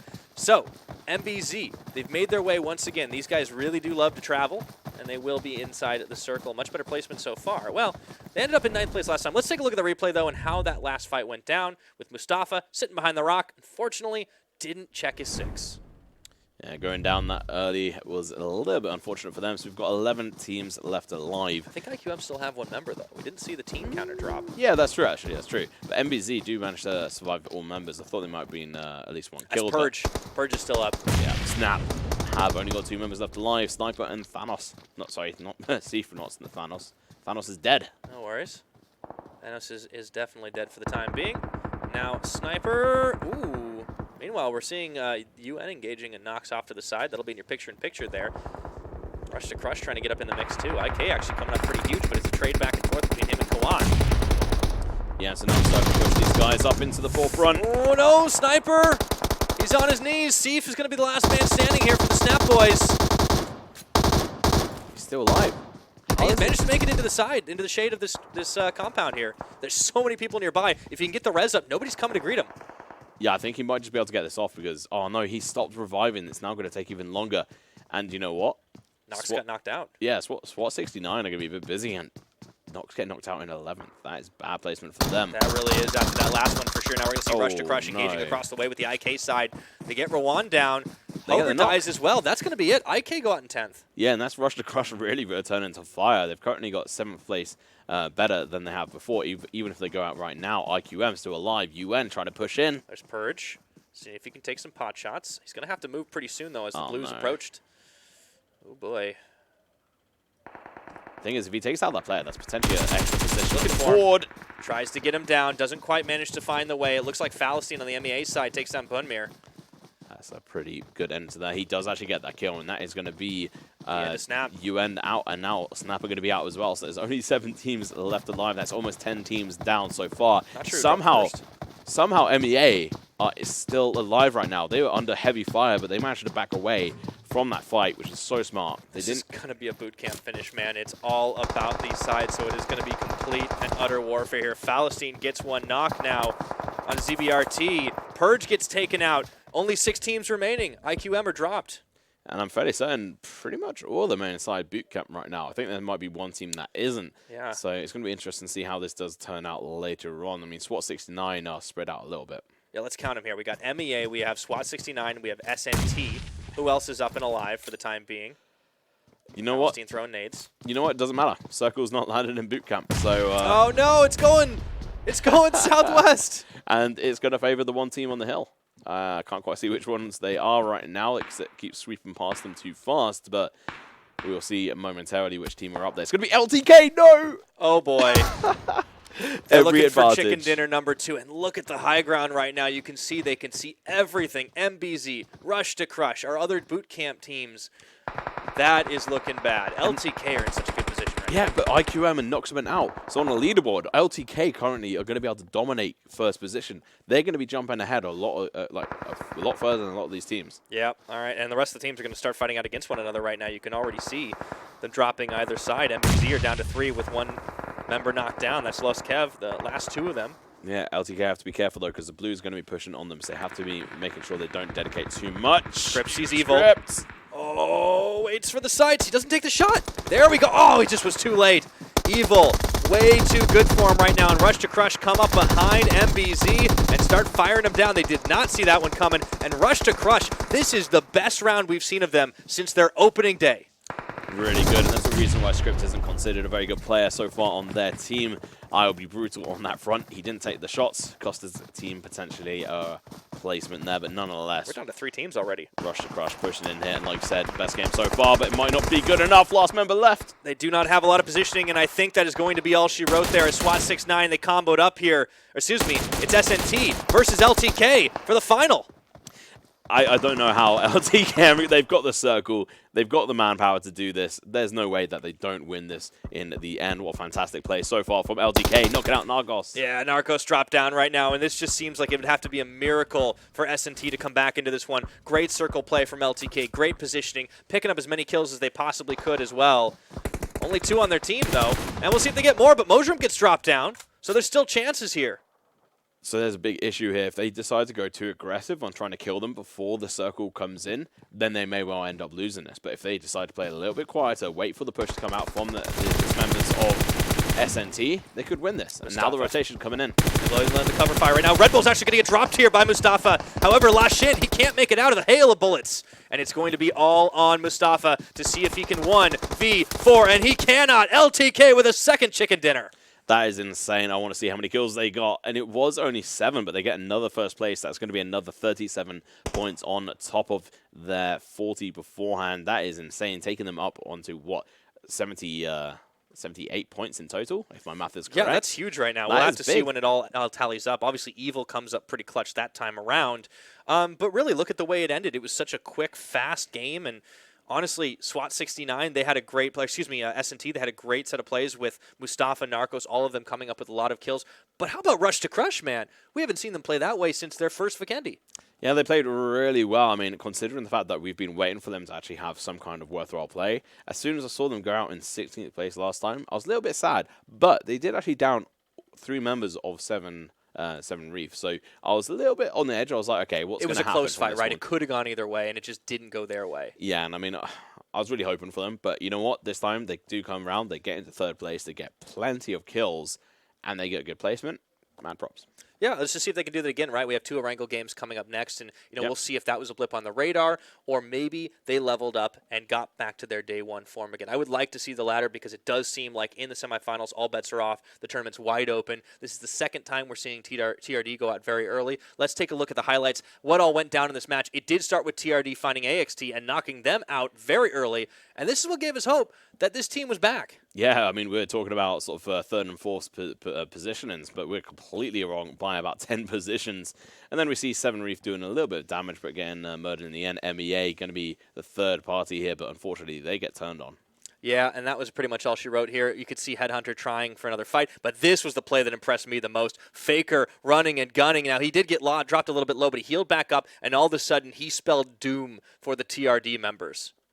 Yeah, and Hickshu laying down in the ground here was a decent play, but unfortunately it just wasn't good enough. Potentially a couple of grenades would have been better placed, but they end up going out there in that position. I forgot about this. Rush to Crush come in and we're like, wait a second, L&D are on half their health bars. We can totally just come in here and kill all of them. And then, oh no, he must have not seen them in the water. Yeah, I was really surprised. I honestly thought he got 1 or was going to be able to get some, but it didn't happen. This was a really good push from these guys. Yeah, SMP did a good job for sure. Ooh, but there's the knocks going out. Rush to Crush once again, taking out IK. This was a really good opportunity for them, and they made full use out of it, knocking a whole team out before they could even enter into the water. I had a lot of hope for IK. They were dropped down into 10th place, though, unfortunately, so they still need to find a lot more here as we move into Erangel. And here was that final fight. Narcos getting dropped down, and with only 2 teams remaining. Slom, he just fires down the rest of his bullets onto the remaining members of SNT. And LTK, for the 2nd time, they take the chicken dinner, and honestly, they played incredibly well. Their rotations were super crisp. Yeah. I'm wondering where this team was in the group stages. Lost. Who knows? They were just struggling. Lost in rotation. Yeah, they were just trying to keep hold of it. But let's have a look at SWAT 69 versus SNT, the 2 69 teams of the championship so far. But look at that damage difference. Yeah, that's pretty huge, and I think you can see why the placements were so wildly apart at this point. Well, like, 4th place, not too bad for SWAT 69, but S&T were definitely the much more aggressive side. 2014 damage with 11 kills. So, you know, you got to think they could have gotten a lot more of those, but they had a few kills stolen away, but it still translates into a lot of match points. I want to see who got those kills, especially, though. Yeah, SWAT 69 did get a bunch of kills last time. They got, I think, 19 kills, which was insane in the first game, but it didn't quite translate over into Sanhok. But let's have a look at the head-to-heads here between these two members. So let's have a look at the first one. It's going to be Dabai and Lashin. So Dabai didn't actually play in this one, so not quite sure why he's on here. Lashin as well. See everybody, but Lashin, yeah, a little bit of numbers for him, not huge. We'll see Moha coming in there with just the 1 kill, a little bit of damage. But on the opposite side, Mustafa, that was where the standout really began. 4 of the kills for his side. Yeah, I mean, 551 damage is pretty decent. It means he's got, well, yeah, four kills worth of damage plus an extra 1.5, which is really good. It just goes to show he is at least putting in the shots and hitting them. Headshots as well. Yeah, and then we have Ray, one of our preferred favorites, but he doesn't really get too many kills. No, not this time. It definitely wasn't his best round, but it was far from his worst either. The damage wasn't huge, but he secured a couple of kills, so he was more or less efficient on the numbers he did put up. And then Captain puts up a little bit more damage numbers than the kills, but it kind of evens out at the end of the day. Yeah, 333 damage, but let's have a look at the big boy here. Here's it's going to be again. Narcos with 998 damage with 4 kills. Narcos was huge. Well, Narcos was kind of that one that lasted all the way till the end, and then when he finally ran out from cover, the problem was LTK had taken up such a great position in the final circle, it was almost impossible to do that. And everyone that settled in boot camp, it kind of bit him in the end. Yeah, I mean, as soon as I saw that circle go outside of boot camp, it was like, well, GG, well played. If there's a single team on that hill. I could see you grinning out of the corner of my eye, man. You were just like, no. And I mean, because I know you were so fixated, obviously, on the fights that are happening in there, which was all so fun. That's why I rely on your eagle eyes, Tom. My eagle eyes, you know. There was actually a meme about that. For a while, I had a picture of me on Twitter with actually like a pair of hawk eyes. I don't know if I want to see that. I feel like it would haunt my dreams. It was a little bit weird, to be honest, but, you know, we'll go with that one. But we'll see. I'm pretty happy with that game's results. A bit upset with the fact that TRD and 7T haven't played very well. I mean, that was a horrible round for 7T. The first one, at least, they got a decent placement. But, you know, I mean, that's the surprising thing. They were such big group favorites. And, of course, if you want to see what exactly went down in those group stages, as well as keep up to date on the standings as they currently are, you can go ahead and check out our website at clubopen.pubgmobile.com for all that information and more. Additionally, Tom, you know, there's some highlights that'll definitely be reeling off after this and the ones we went through. Do you know where we can find them?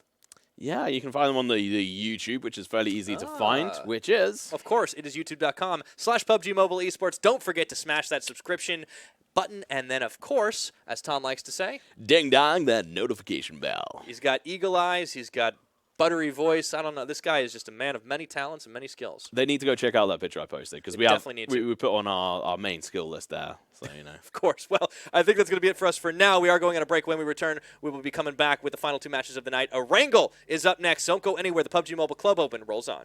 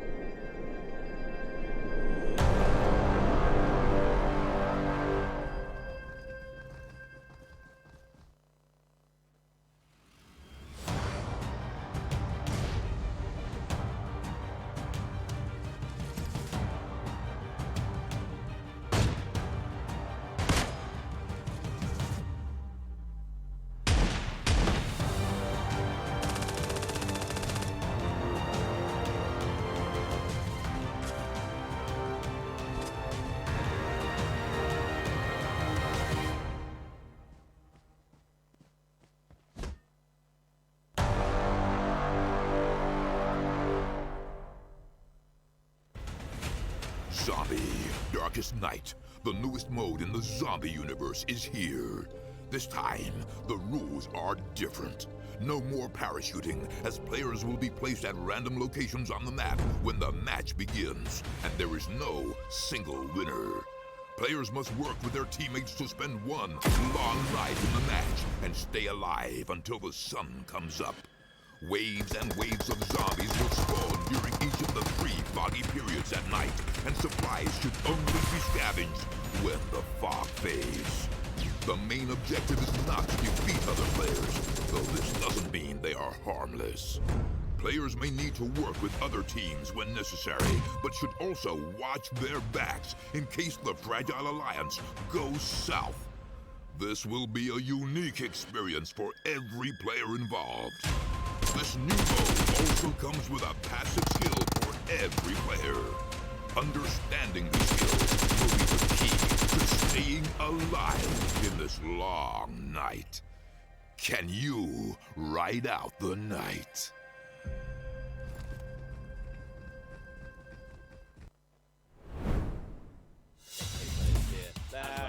On different teams as well. They're standing right next to each other because there was a sick gameplay. Oh, whoa, we got cars! Mustafa! His car's on fire right now as they chase him down. UN! That'd be a huge play to be able to do, but you know what? Talking about huge plays, AXT and how do you hit that truck? All the way up there, but let's return to the dancing pirates. They're still going. Absolutely. Right on through. I feel I'm already seeing that. Guys, please. What are you doing? They're patting each other. Luckily, fan-friendly fire is off with the rules. Yeah, well, we don't talk about it for sure. We don't talk about this either. Sorry. What the heck are SWAT 69 doing? They've got cars on the roof. This game's gone off the rail. Yeah, okay, never mind. No. This is how you don't drive. Wait a minute. They got back on the wheels? You kidding me? Remember, looking for 3 chicken dinners right now. It looks like SMP are going to start by taking down a couple of members of MBZ. 963 out in 8. You know what? Too bad for them. That's definitely good. AM going to be facing up with Codex that starts the way in the open. What can you do at this point? Finding himself, I mean, he's got a little bit of cover. He's behind the tower. The team can take each other out. And by the way, oh, no, you can do what happened last time to UN.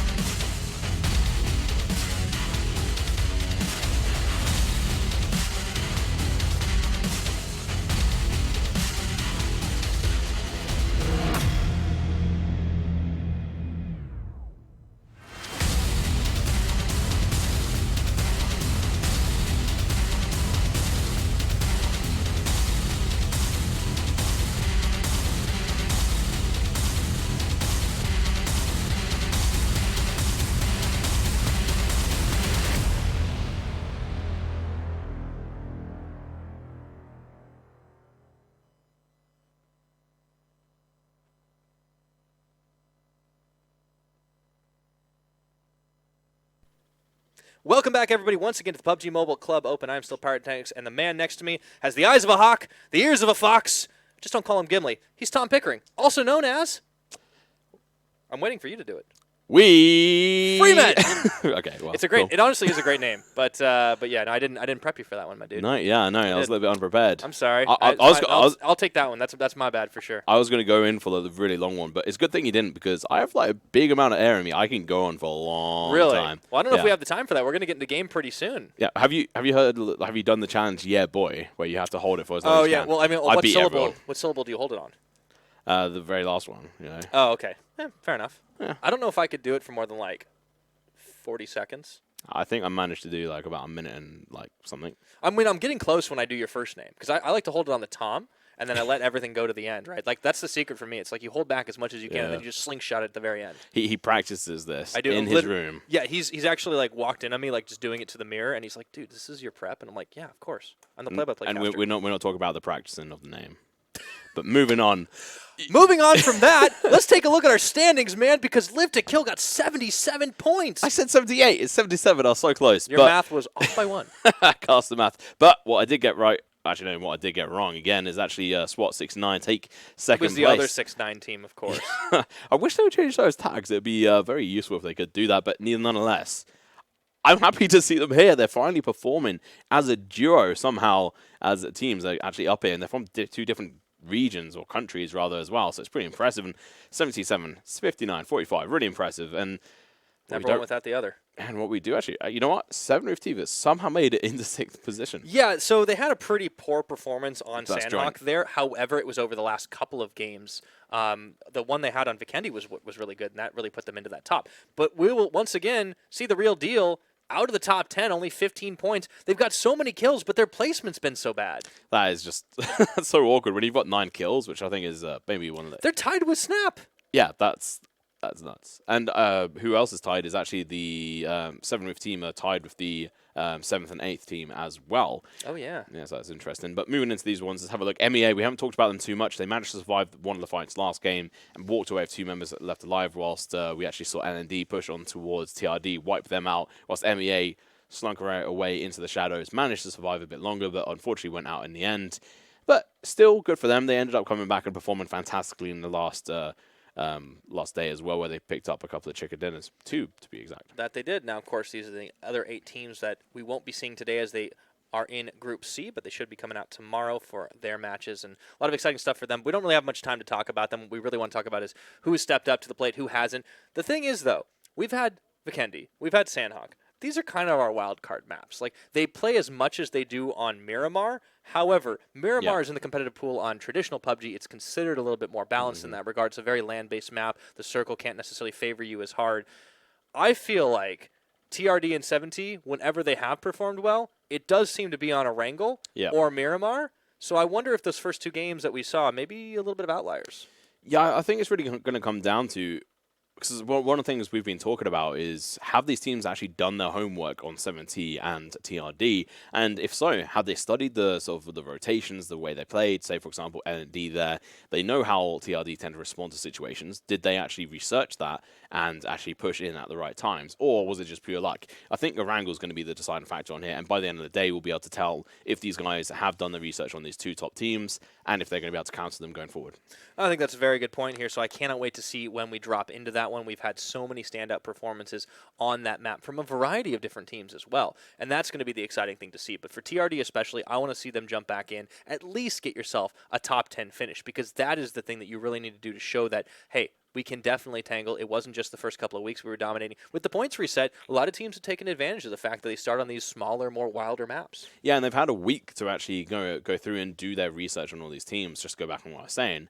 And they're trying to take advantage of this reset, and they're like, okay, we might not have put our all in before, but now we've done our research, we've warmed up over the last couple of weeks, and now we're going to be coming into the semi-finals of a competition, the chance to be able to get that one Middle Eastern spot into the top 16 in the world, yeah. Yeah, and then you get to fight for 2.5 million, so it's no joke. So these guys need to start acting seriously. It seems like we've actually been seeing that from a lot more of these teams. No, that's a fair point. No, it's easy to get kind of bogged down in the games at hand and look at what the teams are fighting for overall. Out of these 24, we will only see 16 teams facing off in the regional finals. That, of course, happens in about a month's time. You can see all that information also on our website. We'll talk about that in a minute. But the top 16 face off for, as you mentioned, one spot. That's the chance at that 2.5 million prize pool. If you can make it into the #1 spot for the Middle Eastern region, you get yourself a spot in the big global grand finals.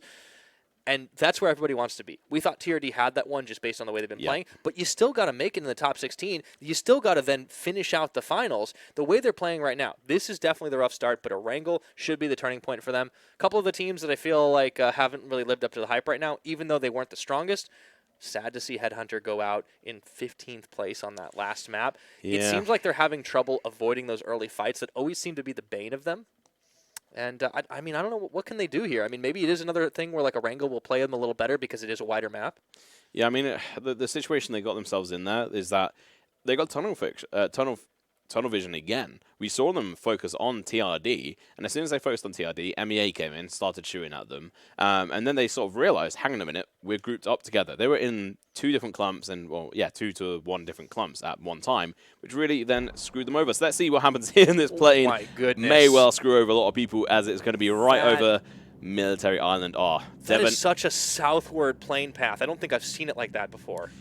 It is not something you really want to see because it's going to be punishing a lot of these players as they try to SMP drop military base. I'm just going to call it right now. Yeah, I mean, we do have XT as well who have dropped there in the past, and we do see MEA drop out, and they're going to be going up north. Usually we'd be seeing 7 Reef go up towards Yasnaya, TRD, almost always in Pachinki, apart from when they did the hot drop-in where pretty much anywhere was fair game. But change it this time, yeah. I think they need to be a little bit more careful, so it's going to be quite interesting to see where they do drop and if they've done the homework. AXT still in the plane at the moment as the...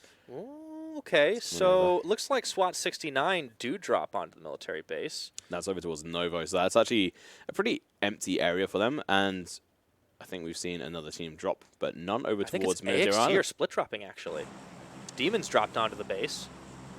But you can see Lord actually still sitting inside the plane. We'll see where the rest of the players go, but of course everybody's still sitting towards the southern side. A couple of teams will move their way up. I would expect there to be a lot of Pachinki drops this time around just because of the plane path.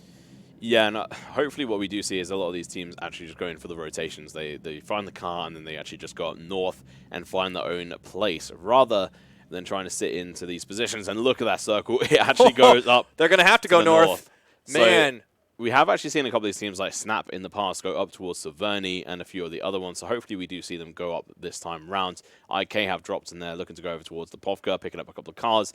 Picking up cars early on is the best situation. Hopefully the teams actually take a realization from this and be like, right, in the future we get cars and then we get loot. So there's only a handful of teams that actually managed to drop where the circle was going to be, but some of them are still heading down anyways. 7 Reef team are one of the ones. Look who it is, though. TRD and 7 Reef going to be in Pachinki. Oh, they're both fighting it out in Pachinki. Yes. Man, if they take each other out early, the hits keep coming, man. I don't really care if either one of them die. I just want to see them fight. Well, that is what we wanted to see because we haven't seen a direct confrontation with them since they first played off against each other day one when, we didn't really have any of our narratives set. L&D are going to be the furthest north right here as they will drop, it looks like, onto School, potentially Rozhok.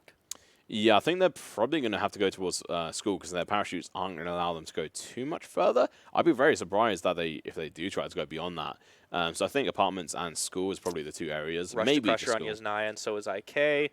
So everybody else is going to be running for it, but let's take a look at this. And here were our 2 best teams in groups, 7 Reef team and TRD facing off against one another on Pachinki. Who do you think is going to come out better on this one? The way they've been playing, I kind of favor 7T. Yeah, I think they might be able to do this. Look at Reef. It depends on I think Loot purely, but SC0 going to be coming under fire. Oh boy, that's a little bit of shots, but not too much. Looks like these teams aren't quite fully looted yet. Mr. 404 on the rooftop. Yeah. But just like his name, he's not finding any players. Although on the first game he came in clutch and actually managed to finish off Rush to Crush. So maybe they can find this sort of situation in better against the TRD because they do have the position in. But if TRD gets single shot off, they could be better off. Kevin's going for a drive. He backs into behind the house, very low already early on. So we're all seeing this from the 7 Reef perspective. They definitely seem to have the better of TRD for now.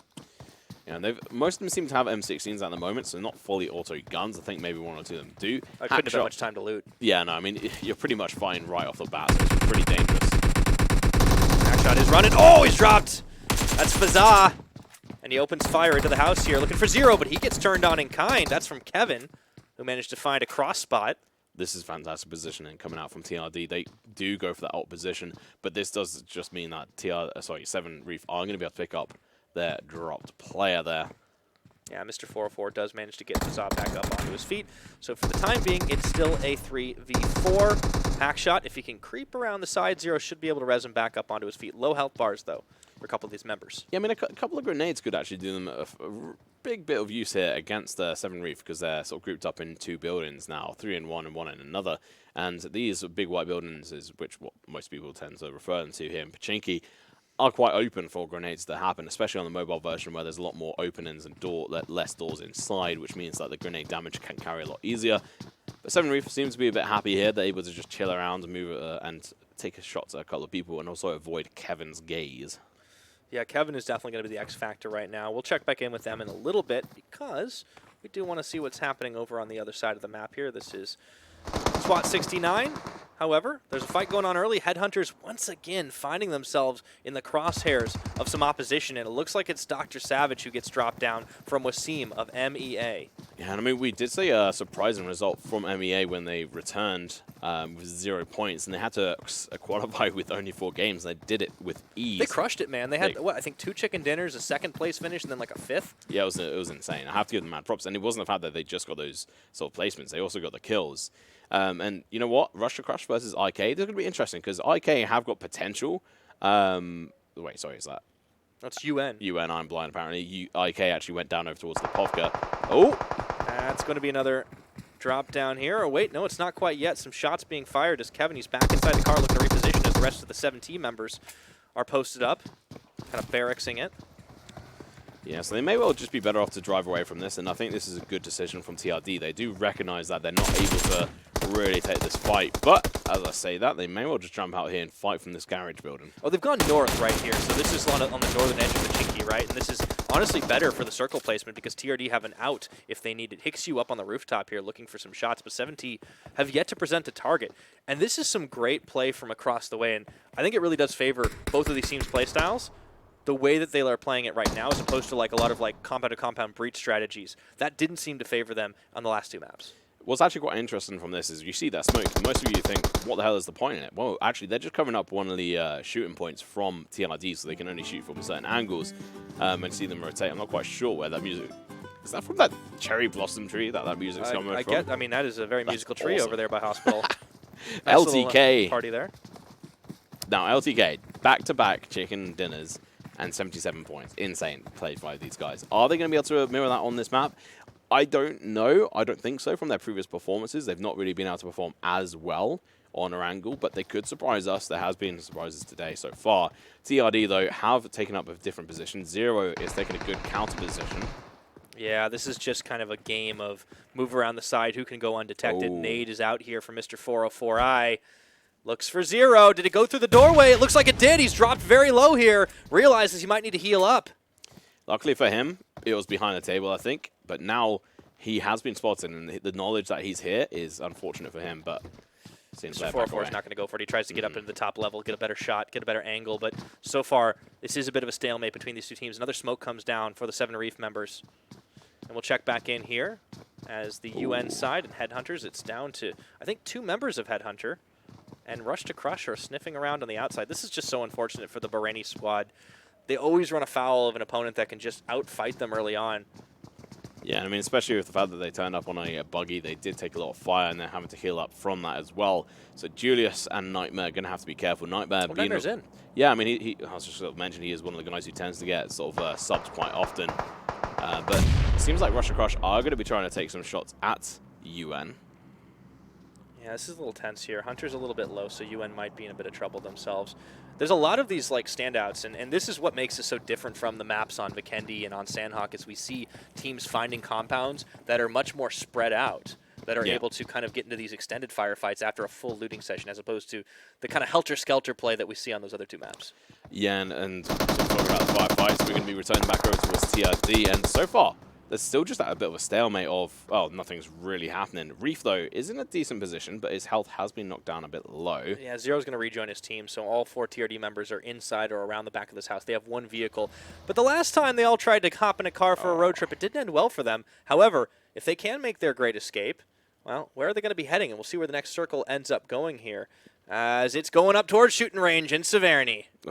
This is going to be an interesting one. We've not really seen one of these circles, and it's like if this lands on shooting range, it's going to be very interesting. The closest was last week on Ruins. Yeah, I mean, we'll have to see where it does go on that front. I mean, shooting range would be in a really interesting place to play, and MEA have actually got an advantage here because they can sort of get in a good position. There's a lot of hills, there's a lot of different positions. We did actually see a circle ending just above Rozhok on the northern side, which was an interesting one, and LTK, how come remember drops? In the trenches here. Who was that against? Don't know. We'll have to check in with just a minute because it looks like HeadHunterrs are going to get wiped off the map. Very shortly, down they go. That's the last remaining members of Rush to Crush are going to get knocked down as well. So it's actually 15th position that you see HeadHunterrs going out in. And UN taking a heaping helping of damage as well. So what happened to Rush to Crush there? That was a little bit disappointing. It seems like HeadHunterrs did get a couple of kills, but let's have a look at MEA, who are trying to drive away from Severny. They don't want to take too much damage here as IK take a couple of shots. Yeah, IK actually winning one of those compound things has to feel pretty good for them because that's a team that's had so much trouble actually winning some very basic fights just because they end up getting the misfortune of facing off against a very tough compound fighting team. That time around, things are a little bit different. They shine through ahead. MBZ, they found themselves a quiet little area, a little flooded, but not too bad otherwise. Waterworld, as it's called, and it's actually a consistent drop for them. They tend to always go here, and they don't get contested that often. I think they got contested once where they were then unable to actually make it across there, but we'll see what they end up doing. TRD have gotten away. They've managed to make it into the circle in actually a really, it's not a really healthy, but it's a decent healthy position, and they're going to be able to loot up a little bit, and there's actually still IK versus Nox. Yeah, Nox have been here for a while. Now, you have to think they're going to be wanting to improve the positioning from last time because their Sanhok match was actually a disaster. But it's only upward and onward from there, and they are a smart team. They know not to overcommit and not to get involved too long for a fight. Here is LTK. Will, of course, always be tracking them. They got the 2 chicken dinners. They still have 4 members strong. Slum is a little bit low on the health bars. Consistently, they've been using him. Interestingly enough, 9-9 is in, but they've subbed a different player. And you can see LTK are going to be running through Ruins. SMP going to be running from Georgia Pole off to the western side. Yasnaya, UN are still there. But as the circle continues to shrink down, you got to think we're going to be in for some real nutty fights with lots of teams getting in for the pylon. Yeah, it seems like Nox have come under fire as well, so they may end up a little bit of a disadvantage here, and IK could come and shine through as they don't have to rotate, so it does give them that advantage. And just to throw back, I mean, we did see LND close to one of the bridges near Rozhok. If they decide to cap that bridge, that's going to cut off one of the access points to the northern side, and we may well see a bit more of the capping of the other bridges as we go through into the future games. Yeah, and that's the kind of strategy that, you know, you always talk to me about it being a very well-known one, of course, in desktop PUBG, but while the meta is a little unsettled here on the mobile version, not a lot of the teams are able to do it, so now that we're seeing that kind of evolve, that's the good stuff, for sure. 7T going to take a drive off, double buggies. Yeah, talk about the tactics that they should be adopting. They are driving in 2 vehicles, which is the preferred amount from me. I'll scold anyone. At the very least. I mean, you can get 4. You can, you know, you can have like a squad for sure. And it looks like LTK have caught 7T in their sights, and this could be trouble. Reef is dropped early. He might get a limbed here. He is going down. And it wasn't to TRD. It was actually going to be ended up being LTK. So far, the top favorite team in this whole start of the semifinals. Rotation. But LTK have 0 vehicles, so they're going to be having to run through the blue for quite a while now. So their med situation is not going to be great. And 7T may well be able to get revenge if they decide to camp this bridge. Yeah, they just give up Reef, so it's unfortunate for them that their clutch player goes down. But nonetheless, the rest of their players have had a pretty solid performance today when they haven't gone down early. TRD, they have a couple of caravans themselves. They're going to be bumping heads. Oh, we will definitely see the rematch later on. And a smaller zone to boot. Still 14 teams alive as we zone on down. IK, MEA, Nox, all here. And Severny is not inside the next circle, so these guys are going to have to move. And I have to say, that is not the IK strongest point of view. Like, they can't rotate that easily. No, not without running into Nox. Yeah. And LTK going to be low to this circle, so unfortunately for them, this puts them at a really big disadvantage going forward. This is why you talk about getting the vehicles, right? It's important. You can't outrun the blue consistently. LND are going to be trading some fire with some of the MEA members off screen, but we'll check back in here on Severny. Mustafa, this man, I don't think he realizes he has a team. You know what? If it works for them, it works for them. And so far, it's got some It does work to their advantage. I think they just told him that, like, hey, we're 3-stack. You're on your own, but don't shoot us. Friendly fire's off anyways. And he just doesn't ask any questions. I don't think LTK are going to be able to make this easily. No. They're very low on meds. You can see them. They're desperately looting around it. But unfortunately, because they took so long and they landed in Gatka, they're going to have to do a long rotation. But it's going to be MEA here fighting against LND. And already MEA have lost a couple of members to LND. LND do have the high ground here on shooting range for sure. Meanwhile, TRD are taking a little bit of fire as well. You can see some down members. Look at how low Zero is as well. And the fire from the car means everyone's going to have to start moving. But here comes SNT moving around the side. There is the knockdown onto Mustafa. Here comes Captain trying to get him, but it looks like it's going to be turned around. Lashin finding a lot of damage around the side, but SNT lose 2 members already. It's just going to be Captain and Lashin. But Hicksure is going to be the last one standing on his team, if I'm right in saying this is not going to be so good for him. Yeah, it's Kevin dropped. This is not great for TRD. We expected more once again. We see them losing out big time. And I think there's 2 members. It's going to be Hackshot. Is he downed, though? No, he's not down, so he is actually still alive. The nade will be coming in. Let go of that grenade, Captain, or you're going to die. He puts it back in. You can't put a pin back in it, unlike real life. And didn't see him. Ah, he was down. He moved around the side there. No chances, and it looks like it's going to be 1-on-1 here between SNT and TRD. He took care of him. He managed it. Hicks you. Oh, but Captain turns it around. That's 14th place again. TRD are out. What is going on? How have they failed this so much? It's not their day. Very surprising. MEA, they're going to be coming under heavy fire from ND, like I mentioned earlier. Down to 2 members, one just being revived, and TRD going out in 14th place. You got to think, what are 7 Reef thinking right now? They're down at the bottom of the circle. That was an expensive fight, though, for SNT. They lose everybody but Captain, so at this point, he's well within the circle, but he's going to need to find a nice hidey hole, and enemies are closing in around him. One team that's had a very quiet map is SMP. They've just been chilling up there by the beach. Yeah, they're having a nice, tidy time of it. They want to try and stay alive, and they might well be able to do that. Couple LTK, of LTK though. members. Oh, no. That's it. How far can you throw the nade before you die to the zone? I think they're out. Yeah, that's 13th place. And IK have rolled up here onto SWAT 69, but unfortunately, their turf, their rules, they get fired down pretty quickly. Kramik and Crow on. Oh, and Hoger as well. I think this is going to be it. Meanwhile, LND caught in the crossfire between Nox, and the shooting begins. Once again, a complete squad wipe onto the LND side. And they got in 11th. That was really good from Nox, and this just gives massive sort of preference and an overview of as to why splitting up is good, like Nox did there. They didn't stay in one position, so all their bullets weren't coming from one spot. So they're able to take down that team from multiple angles.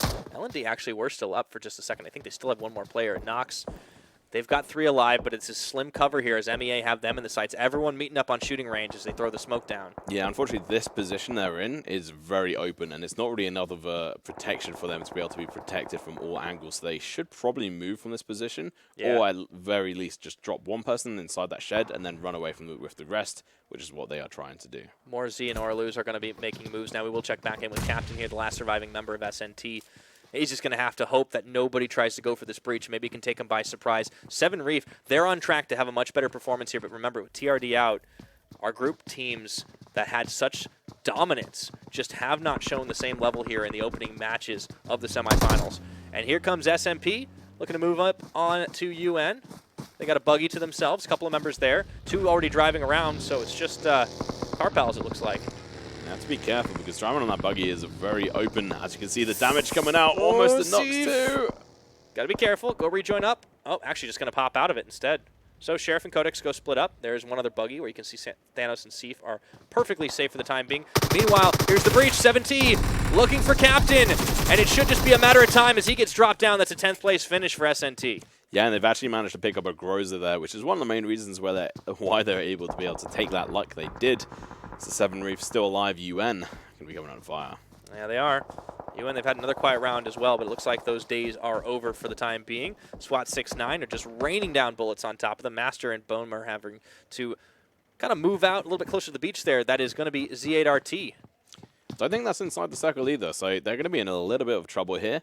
as they're going to have to rotate. They did take out Rush to Crush and also HeadHunterrs earlier over in Yasnaya, as there was 3 teams that went there after HeadHunterrs did push over. Yeah, that was really well played by UN. And there's only 9 teams left alive. Oh, Snap in some trouble right now as the Nox members unload onto him. Oraluz and Morzy caught him around the side. Yeah, unfortunately, that was a micro Uzi, and it's not very accurate. Yeah, I mean, at that distance as well. It sounds very scary, but it does not make the accurate shots. Yeah, I mean, as soon as you realize what's shooting at you, you're like, oh, it's that. Literally, let's just move a meter away. And so Nox didn't actually have a full loot setup, so a little unfortunate for them. Now they will get back into the car and make moves. AXT still alive in this one as they have made their way into the south side of shooting range. You can see where the next circle is. This actually favors MEA, who are looking to climb back into their old position, dominating as they did on the final day of groups here. Seif does get dropped down by Lord from AXT. By the time this circle closes, there'll be, I think, 3, maybe 4 teams left alive. I think you're right. We got 9 still, 28 players alive as we are closing in on the 20-minute mark of play here on Erangel. It's not going to be much cover here, and when you have a team like AXT who are spreading themselves out like this and they're able to spot out most of Snap as they try to push in, they should be able to get the shots, but they have to be careful not to get too blindsided and make sure they have got the position inside the circle, which it looks like they have. So they just need to dominate this, and they can be one of those few teams left. S&P might be split here between Nox and AXT. Clown does get the down onto Thanos. And the shots come in from Nox. Ooh, Sharif, he's trying to creep away. Gets back up, opens some fire, but he's not managing to find them. Oraluz opens up on the sights, trying to get the knockdown. Morzy is knocked as well as Thanos is taken out by Clown. Yeah, AXT are just coming up behind them as well, and now the blue's going to hit them. Codex, do your dance, because that's the last thing you're going to be able to do. No, he's going down swinging right now. He's going to be running for it as he can, and somehow avoiding a couple of bullets, but finally gets dropped by Galiko, and that will be 9th place finish there for Snap. And that is the VSS, one of the most probably underrated weapons amongst a lot of people, but nonetheless, like I said, a few teams going to be able to make it into this circle, and that's the first team out. Yeah, well, shooting range, you're absolutely right about that. That name is not a misnomer this time around. Here's MBZ throwing down the smokes, and this might be the best we've seen from this squad because usually what's happened today is they've just been running across the map and then meeting their doom, but they've managed to survive into the top 8 positions here. Abbas is going to open fire here, and it looks like they've found some of the SWAT 69 members who seemed to be holed up well earlier on, and that is the wipe out. So SWAT 69 out in 8th place. Yep, 7 teams left, another 4 teams to go. Before this circle closes. It's always one member of IQM. It's Mustafa. 99. He had a smiley face before, I believe. There were 2 Mustafas on IQM. Yeah, now back to the non-smiley face, and he might actually be able to break my cool here and might not make it inside the circle, but the rotation from UN coming in. Here comes UN, 2 cars, and they're just trying to split the difference there, but Galiko opens up on a Hunter, getting the knockdown immediately at point-blank range. The man just couldn't miss there, and that should be the finisher. Let's see if Master can stay alive. It doesn't look like that's going to be the case as he runs smack dab into the AXT members. 6 teams. And we're down to 6. UN out in 7th. Couple of teams here to go, and we're going to be 7 seeing UN losing another member, so I think they've got 1 standing. MEA going to be coming under fire as well. Yeah, now we can see 7T starting to find a couple more shots on their side. Seemingly they are in a good position here. AXT moving as 3 at the moment. They do have 4 up. I don't know where the 4th is. Looks like Demon is just outside the circle for the time being. Bunamir does manage to find Script, puts him down onto his knees. Still down to 6 players in the shooting range. It will contract even further into what looks like just open hills. This is going to be right on top of it. Oh, those Bonimir's out now. That's actually 6th place for you. Yeah, quite interesting for them being able to survive that part. And MBZ making it into the top 5. And also, guess what? 7 Reef, they're still alive. And LTK on here to contend and try and take their top position because they went out really early due to them dying to the blue. But let's see if AXT can push in here. Yeah, AXT trying to make their presence known as well. Lord has to run and take cover behind the tree. You can see Nox, 2-man of Oraluz and Galiko opening up fire onto them as they try to rotate around. Clown might run into Abbas. Not sure if he sees him here. And it looks like it doesn't matter if he does because his teammate was right behind. Clown is in a heaping helping of trouble. He's going to have to use that first aid kit, but he doesn't get the chance. Knocked onto his knees by a nade. Looks like they're not going to allow a Clown to stand around, and they're going to blow up his car. And now we're going to have to try and see if Nox can crawl their way in, because they're going to come under fire from Executor here. Shouldn't have worn those squeaky shoes, man. It's a dead giveaway. Unfortunately, he didn't actually drive the Clown car, because if he had, maybe the rest of his team would have just popped out. Yeah, well, the rest of AXT are coming in hot right now, and Clown hasn't actually been dropped just yet. So MEA might actually have to back off here. Wasim and Abbas are both down to half their health bars. Yeah, as soon as they go for the peak, we should actually see AXT being able to take the shots against them. Here comes Wasim. He's just creeping around the car here. Nox, meanwhile, such a great set of play from them, but they're now engaging 7T with 5 teams remaining. Let's see how this one goes. Rodel, good scope up onto Wasim, gets the drop down. That's actually really well played. This is going to allow them to be able to pick up their members. This is Executor's game to lose. I think you're right. This one is looking so good. Wasim actually gets taken out by Rodel again, and Abbas as well. MEA get eliminated in 5th. Wow, not so good. I didn't see that one coming. I mean, the way he's scoping is insane, but I didn't think he was quite that good as Fazal gets dropped down. Los Kev is here around the side. MBZ, this is definitely one of the better matches for them as well. Circle continuing to close in. They may even be able to make it to 3rd place, which would be, I think, maybe their best overall positioning ever. We're to Final 4. Yeah. Here's Nox. And this is just where everybody becomes a snake. Snakes. There's no cover at all. I mean, yeah, the only cover that really exists is on MBZ and also AXT in the hillside. Now, I think 7T still have a couple members remaining. They do. It's Control here and Mr. 404i. But they're down to 2 and make that 1. Lord can open fire into the Nox members off to the side, but he can't quite find purchase. Oh! He does eventually. It looks like it's actually Mr. 404i that does it onto Galiko. Still 4 teams remaining. Several severely wounded here. Are they going to be able to make it in? I mean, Dr. Luz here has a micro Uzi in his hands. Not the best gun you really want. Don't pick up your ran out meat. of smoke, I think. They're just going to be creeping through, but the blue is a lot faster than they are, and there's a care package for cover, and you better make it. AXT, they're eyeballing it right now, but MBZ have their sights trained on him. Nox, Galiko's gone down. That's 7T finding some revenge there. Are they going to be able to find that player who's just sitting out in the open? Dr. Luz go for the run. Can he do it? He's trying to join Morzy. Morzy's still up in this one, but he's going to get dropped to his knees. That's going to be Demon who finds the shot. AXT are just murdering this map right now, and that will be the finish onto one of the final members of Nox. Morzy is going to be the last man standing for his own team. Yeah, now MBZ are going to have some attention from the unwanted clown team at the AXT guys. Yeah, that's Morzy taken out. That's 4th place finish for Nox. Not too bad for them, but you got to think they were hoping for a little bit more here. Clown taking a little bit low as Lord and Road will go to cover their front. Kevlos trying to use that low ground, drop down by the superior numbers of AXT. This is 7 Reef's chance to be able to take control, or at least try to take something here. But if they take too much sort of aggression, they may go down too early. It's Kevlos and Los Kev. Let's see if they can keep it alive. Clown's getting dropped, but Kevlos does as well. So it's a trade back and forth. MBZ down to 1 member. And it's actually going to be Control coming in and taking down another member as well, but Control is going to be very low on HP. He heals up. Oh, good first aid. Going out. Oh, Los Kev is in trouble right now. He's in the low ground. He's burning. There are 2 teams on either side of him. I think MBZ, they're going out in 3rd here, but Los Kev is going to make a break for it. He tries to go up, stutter step. I don't know. I thought that was a grenade that went out, but I think it was a Molotov. So we are going to be seeing the heavy rotation from 7 Reef, but they're going to get spotted. Clown. That's going to be Demon getting dropped down by Control, though. And Los Kev manages to actually get 1 and still stay alive in this. It's still a 3-team game, but Los Kev is hanging on for dear life. They've both got no HP here. One shot will take either one of them out, but they're both going to be first aiding, but one's going to be first. He's going to be able to potentially peek him. Wait, Control's clawing. He can't do it. He's just trying to give away the position right now, and he does get finished off by Los Kev. It's going to be a 1-on-1 on 4 here. AXT, absolutely their map to lose. Oh, this is so impressive here, and he's going to get spotted. 2nd position may well be coming out! Oh my goodness! And that is going to guarantee at least 2nd place for 7 Reef team, courtesy of AXT. Minimum of 27 points from this game, but he might be able to go in for more. He knocks 1. Mr. 404i, can he do it? Can he pull the clutch off? I don't think so. Those numbers were just too much to overcome. 7 Reef place in 2nd, but it's a chicken dinner for Executor. That is really well played by all these teams. Fantastic. I mean, 10 kills coming out from AXT, guaranteeing them a decent amount of 40 points for their first win, and decent game here so far in the semi-finals. 7 Reef getting their best game as well, a total of 27 points in their point.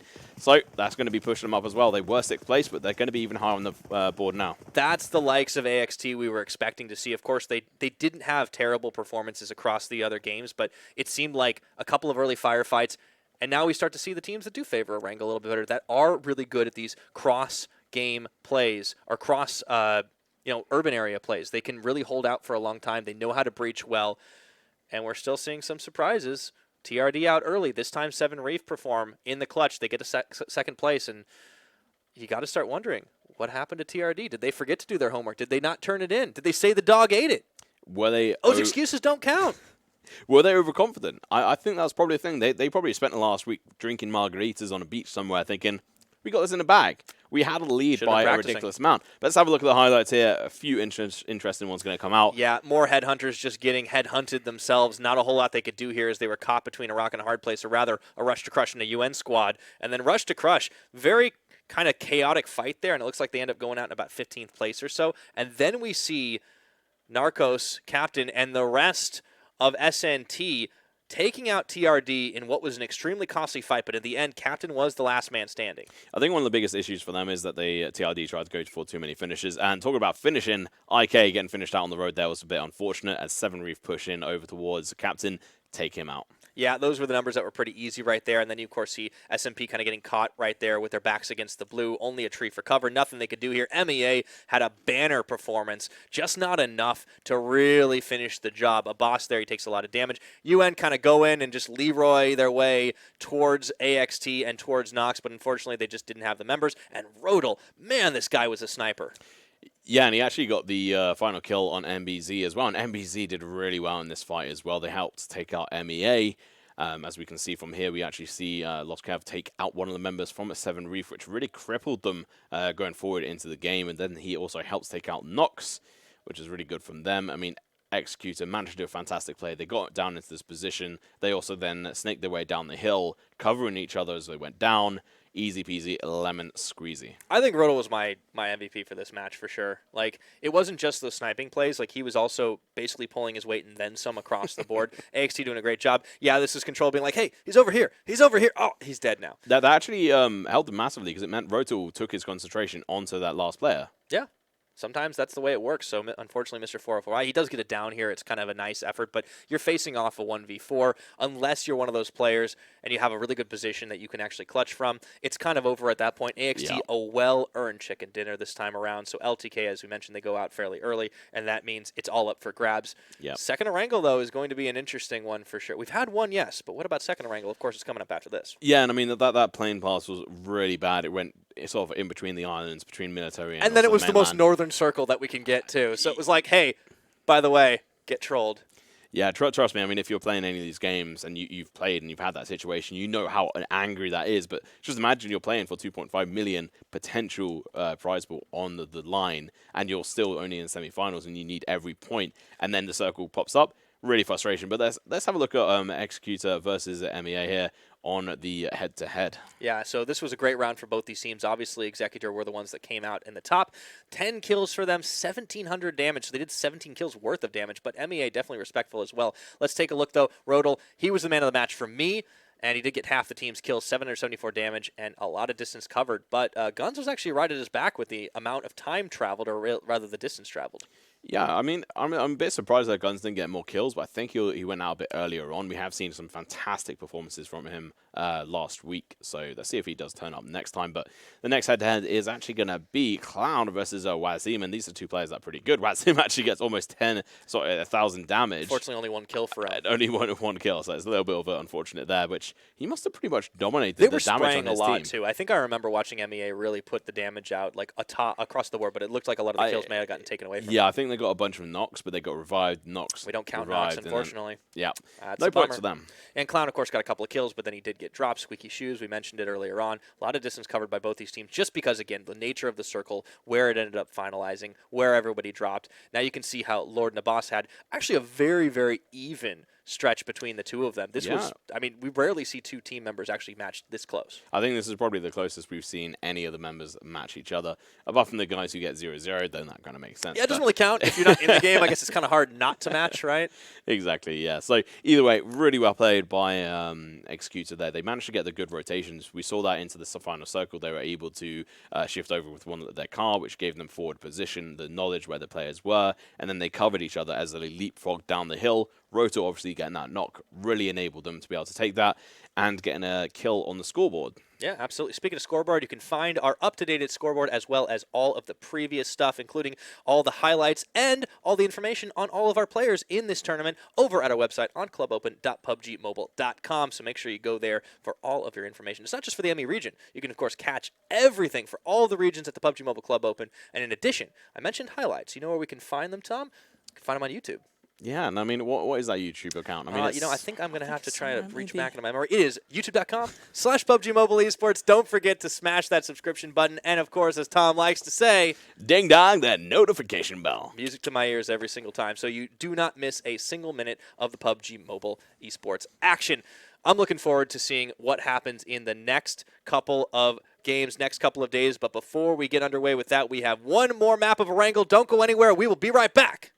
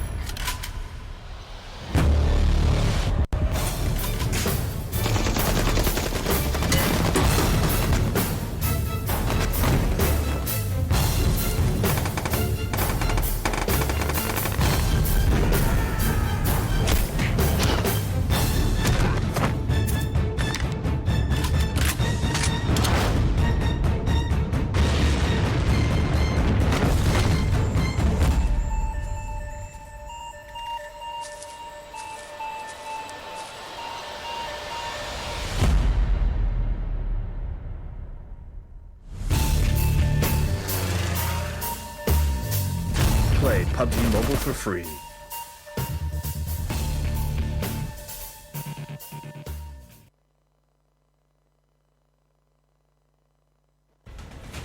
Zombie, Darkest Night, the newest mode in the zombie universe, is here.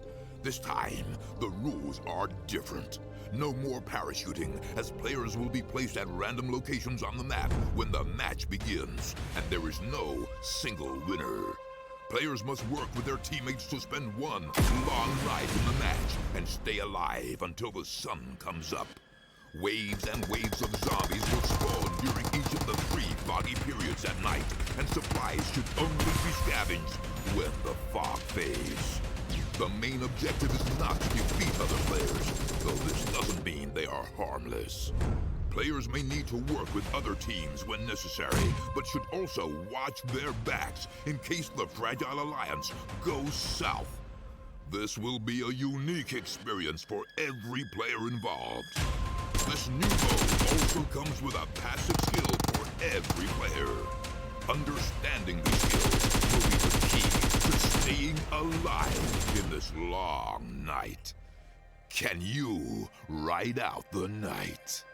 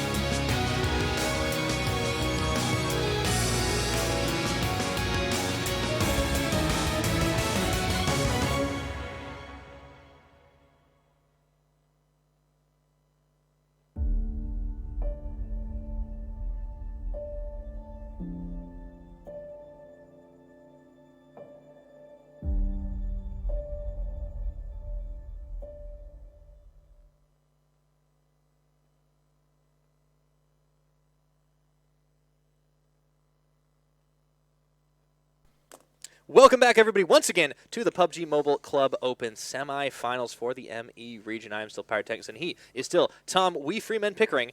And that's right, I'm not going to accentuate your name because we got plenty of days left to go before that happens, because there has been a lot of action already. 3 maps down, 1 more to go on Erangel, and I have no idea who's going to win.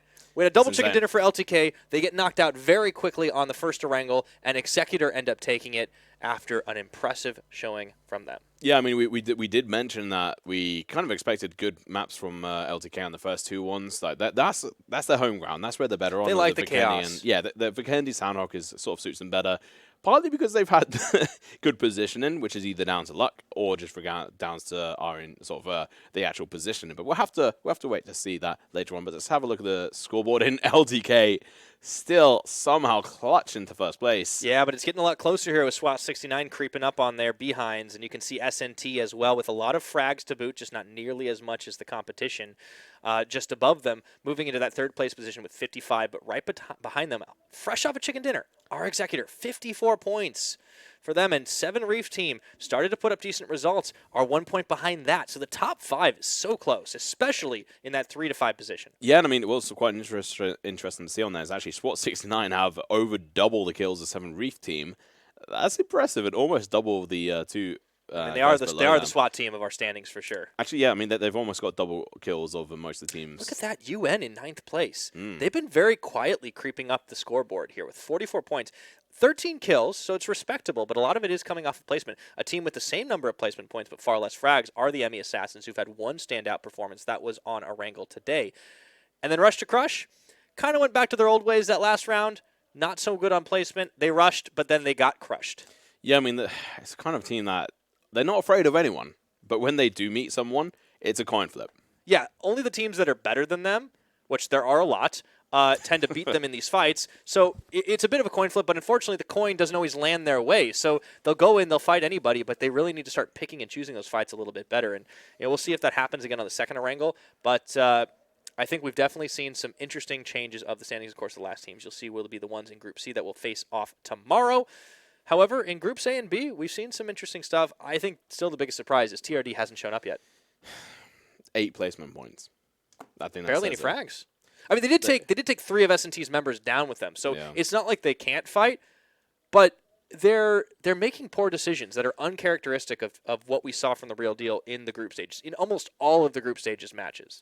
Yeah, I mean, they just went too hard in that fight. They dedicated themselves to it. And we actually saw Hackshot. He actually pushed to try and finish one of the players, which then meant he had to reload, which means he wasn't able to get in a better position for when the next player pushed. If he had those couple of seconds to back away or to reposition himself in a better spot to be able to take the fight, whole different storyline. But because he went aggressive and got the kill, that punished them. And that, unfortunately, we saw this when they first played in, I think, the first day or so.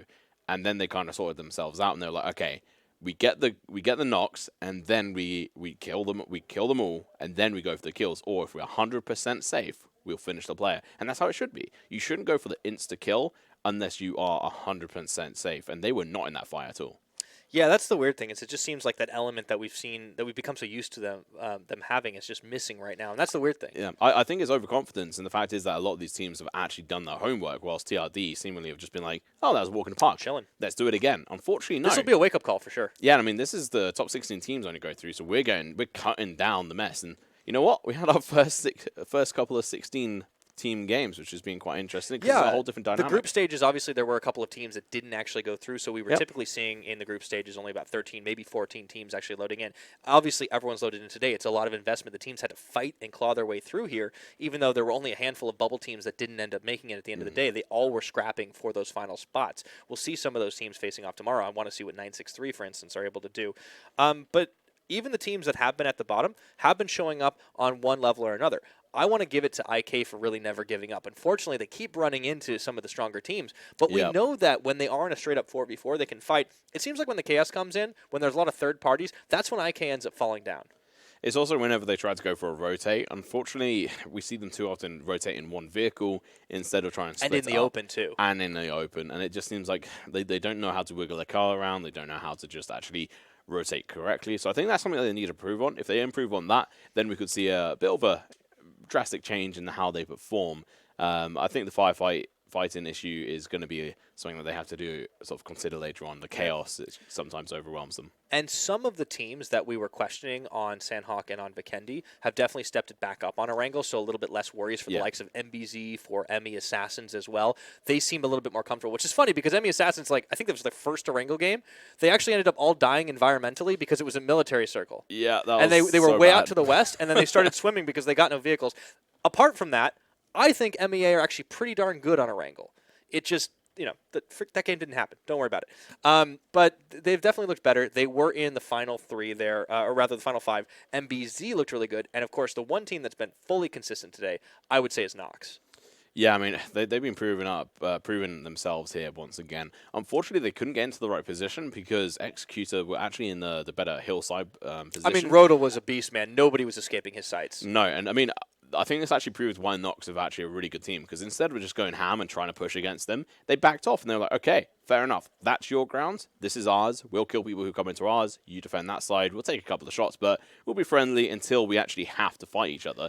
And when that came, they did end up losing, unfortunately, because they had to push against Seven Reef, MBZ, and Executor, who all took shots and knocked down at least one player. And that's the hard thing. Now, I do think that actually illustrates the big difference between those two Israeli squads, is that AXT are the more aggressive side. Yeah. They're the ones going in, whereas Nox, they will more willingly cede ground. And I think that's also why we've seen them consistently perform better in the group stages. But the group stages don't matter anymore. Points were fully reset after that. So in the semifinals, it all comes down to how well you can do. And it may seem that AXT's more aggressive style is giving them more of an edge. It certainly gave them a chicken dinner in that last round. Yeah, and I mean, if you actually think back of it, Executors actually lost 4 games worth of points, and yet they actually ended up ahead of Nox in the group stage on the leaderboard.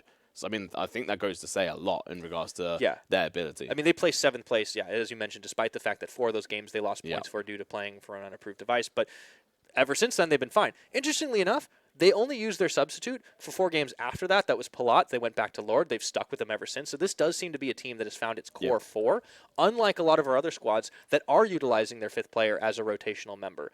And you could say, like, maybe that's a consistency issue to be resolved, but, like, there is a reason substitutes are allowed. No. And you got to be kidding me. Come it's on! the same plane path in reverse. Sorry for your ears there, guys, but wow. What? What is this? Okay, everyone drop military base. Let's just end it quick. Come on, guys. Like, what is going on? So, I mean, one of the main reasons why last game was so bad for so many people was this plane and the fact that it was a northern circle. Well, I hope there's no northern circle this time. I hope it's a military circle, and I don't often say that. You never say that. But I do hope it is, because this is so terrible. Or center. Actually, you know what? I don't think you've seen a quarry circle before. Those are quite interesting, and I'd be interested to see how a lot of these teams play around that. No, I actually haven't. I mean, again, I'm a much newer player to the PUBG mobile and, well, even PUBG in general from a casting sense, but you come from a long-time PUBG desktop casting, so... Lived and breathed it, mate. You've definitely seen there, been there, and we'll see how different it is on the mobile. But now the teams are going almost unfailingly to the north, with the lone exception being S&T dropping right onto military base. Yeah, and we will actually be seeing SWAT 69 as well drop over towards both Nova. 69 teams, okay. Birds of a feather, I guess. Yeah, military is a 69 zone. But TRD, they're not going to be dropping over towards Pachinki. They've given that up there. They've conceded it and said, okay, fine. You know what? We have to be a little bit more serious here. This might be Yesnaya drop. Oh! And that circle is interesting. There's the potential for the military, but it goes all the way up to Yesnaya. This is what we like to see. This opens up a lot of opportunities for teams to be able to hold on to these bridges, camp them, and stop people from being able to cross from both ways. And if you have a look at MEA, they're actually going to be dropping below Milta. And this is actually a really interesting area for teams to loot, because you can actually have 2 teams in Milta. You can have where they are, and also inside Milta. There's enough loot, and there's also Milta power. So you can technically have 3 teams around that area. But we will probably see, as the meta sort of evolves, we'll probably see... Or devolves, you know, either way. Yeah. I expect we'll see one team sort of dedicating themselves to Milta and one to Milta power, and no one in between that, because it's just too dangerous to play. But nonetheless, let's have a look at this. So the circle is going to be quite an interesting one. It could shift up onto the mainland, or could go to military. Yeah, I definitely like the circle a lot more, and we will see a couple of teams dropping onto Pachinki. IQM, they've had Mustafa there, but he gets fired down immediately by Master from UN. What are UN doing there? Yeah, they're finding themselves on Pachinki, and it's 7T that's facing them down. 7T, I mean, they've laid a claim to Pachinki. Wait, sorry. I just got to take back a step. What are IQM doing there with one player? Well, I mean, they always seem to drop splitting with Mustafa, but unfortunately, he gets found out immediately. So that strategy kind of bites IQM in the behind once again, and now it's Boonemer on this high ground of the one building, looking down across the way. But 17 no Pachinki. They drop here a lot. Even when TRD have given it up, they decide to stick around. Yeah, I mean, it's definitely not a good decision to do. Usually we would have seen 7 Reef dropping over towards Yasnair, but instead they are actually going to be sticking over towards that Pachinki area. I don't know whether it's to just sort of show dominance against TRD, which is actually a fairly clever play, but at the same time, it is questionable. IK, on the other hand, are going to be in Lepovka once again. Yeah, this would be good if not for the fact that Nox are off there in the distance, and if they do have to move in on them, that's going to be a little bit rough for the iKurd squad. Yeah, I mean, obviously another team with Kurd in the squad, but not quite the same as KS. Who I'm interested to see them play. That'll be tomorrow for sure. Yeah. I mean, they are far and away the most popular team at the tournament here. We see the fans giving them love all the time, and I wouldn't be surprised to pop up in chat right now and see even more of it. So, but hopefully throw some of your love towards IK as well. They definitely have earned it over here on Novo. We have the side of SWAT 69. There's Ray, their standout player, running top of crates, but S&T, the only team within the area of them, and they are far away on military base proper. So it's a quiet start to this game. Only a couple of deaths early on. And as I say it, Master does take a few shots from 7T. Yeah, I mean, it's going to be interesting to see how UN perform here, because we've not seen them fight in Pachinki before. We've had VW in the past, but not anymore. So we'll see. 7 Reef, they could do a good job here, but UN are feisty guys. If you try to push against them, they are fairly good at defending themselves in these houses. No, that's true. Although I would still give the edge to 7T just because they know Pachinki so much better, and they seem to be leveling up over the course of the games today. We still had a lot of worries for them on Vikendi and then on Sanhok, but maybe a little bit less now. Yes, it seems like they're retaining more of that edge from the past few weeks compared to TRD, who have dropped off. A little bit disgustingly, to be honest, and a little bit embarrassingly. The grenade does go out, doesn't do any of that damage, though. Yeah, not quite the right positioning here. Now, I only see 3 members of 7T. I didn't see anyone drop down earlier on, so hopefully we can shift the view and see if we do have a member here. And Ixu finds the nade onto Nox. What the heck was that? Yeah, TRD and 7 Reef have actually switched positions, but they're both doing the same tactics. Grenades away. Yeah, looks like Master knocked down, and Mims is going to get dropped as well. UN all of a sudden realizing that 7T were rushing into their faces here. Meanwhile, TRD still facing it off against Nox across the way. We'll check back in with that one in just a minute right now. But all of a sudden, a lot of fights happening. Yeah, there's actually Rush Crush versus HeadHunterr. Oh my god, they just deleted HeadHunterrs. No, not quite, because it seems like it's going back and forth.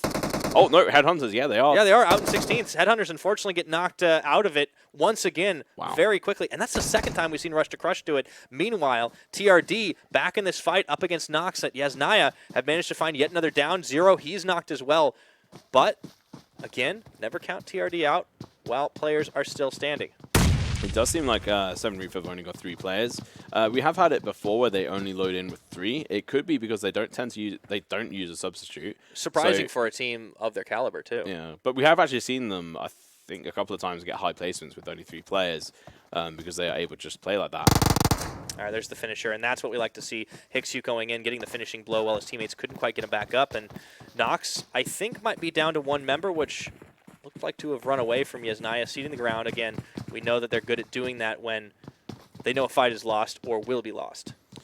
Yeah, better choice for them to do that now than end up dying. So Nox going to be down to a couple of members here trying to survive, and we can have a look at this circle. It is closing in. It's just Galiko here, and he's made a run for it down south.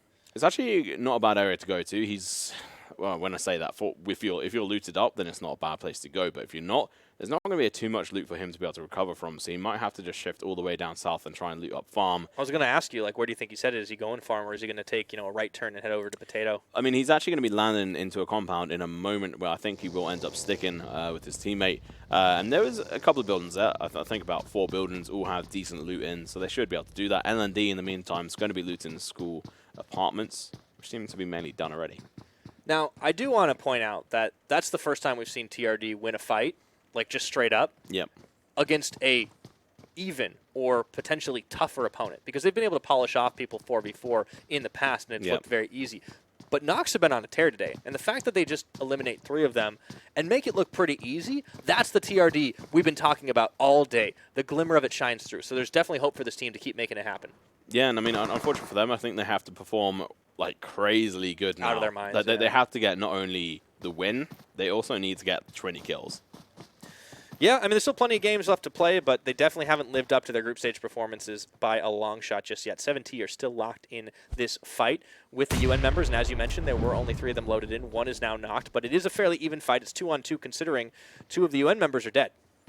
Yeah, and we are going to be seeing the revival of one of the members here, so it's going to be back to 3 members. And now UN in the disadvantage, although they are backing away, and hopefully they do know that this is not a situation they should be trying to win. They should actually just be trying to recover and take the position and placement points, because there's still 15 teams left alive.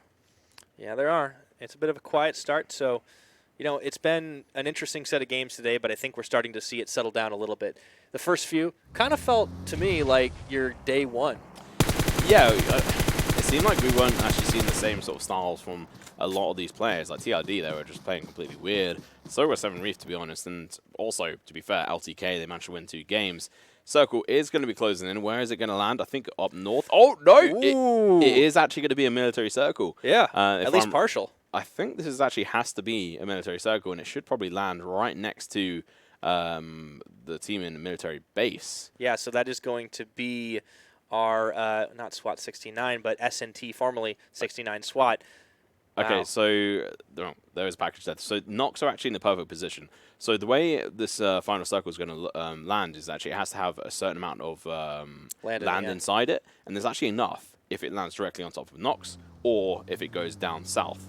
Now, just for those of you who may not be familiar with the way the competitive circles do work, that is basically coded into the rules specifically for tournament play. So if you're asking, wait a minute, why can't it end in the water? Because I've had so many of my PUBG Mobile matches end that way. That's why, because it is a rule for competitive integrity. And our Rush to Crush, we're going to see them. We're going to see over here on military base. This is going to be SNT. They've got a lot of vehicles, they've got a lot of high ground, and they are looking very good, especially compared to last time when they had a very costly fight with TRD earlier. We might see them fighting out against them again later. Yeah, I mean, unfortunately, there's still 15 teams left alive, so it doesn't matter at this point who is alive, because... All of IQM split. What is Wolf doing? I mean, do they just hate each other? Maybe they just all go solo. I mean, to be fair, they can't kill us all until they can. It's a legit strategy. Unfortunately, if you're unlucky enough to run into multiple teams, then you're a bit screwed. Yeah, it's just nobody does it except them. Yeah. Oh, we are going to be seeing that fight continue, though. UN going to have a member drop down, maybe? 7T closing in here from 2 sides. Fazal looking to breach into the house, and he finds Zeus before he can turn his attention. No. However, there was still Bunimer up there, and now the rest of them come through, and that will be the end of UN out in 15. And they still managed to walk away with 3 members, but on the other side, we're going to be seeing MEA come under fire. Abbas is going to be dropped by SWAT 69. As he tried to get over the bridge there, MEA dropped down. This is the bridge camping I was talking about. And most of these teams are going to be rotating across the military because there's a higher chance for the circle to land on that side compared to the northern side where there's far less land. So I expect to see another hard shift down south. Yeah, and you're going to start to see a couple of these teams that manage to get spots like AXT have on Ferry Pier over to the boat strats. Yeah, and they'll be crash landing over towards sort of the D-Day beach, then taking control of that. If we saw that area plays there earlier on, man. I would love to see another Pride Rock play, but that of course was RBK involved in that, which won't be in this round. And MBZ moving away from Pachinki. Yeah, so they're going to have a hard time in here because they have no vehicles, and it's more likely to be a military circle. If it's not a military circle, then they should actually have a high chance of winning. But if there's one team that seems to do okay enough on foot across long distances, it's MBZ.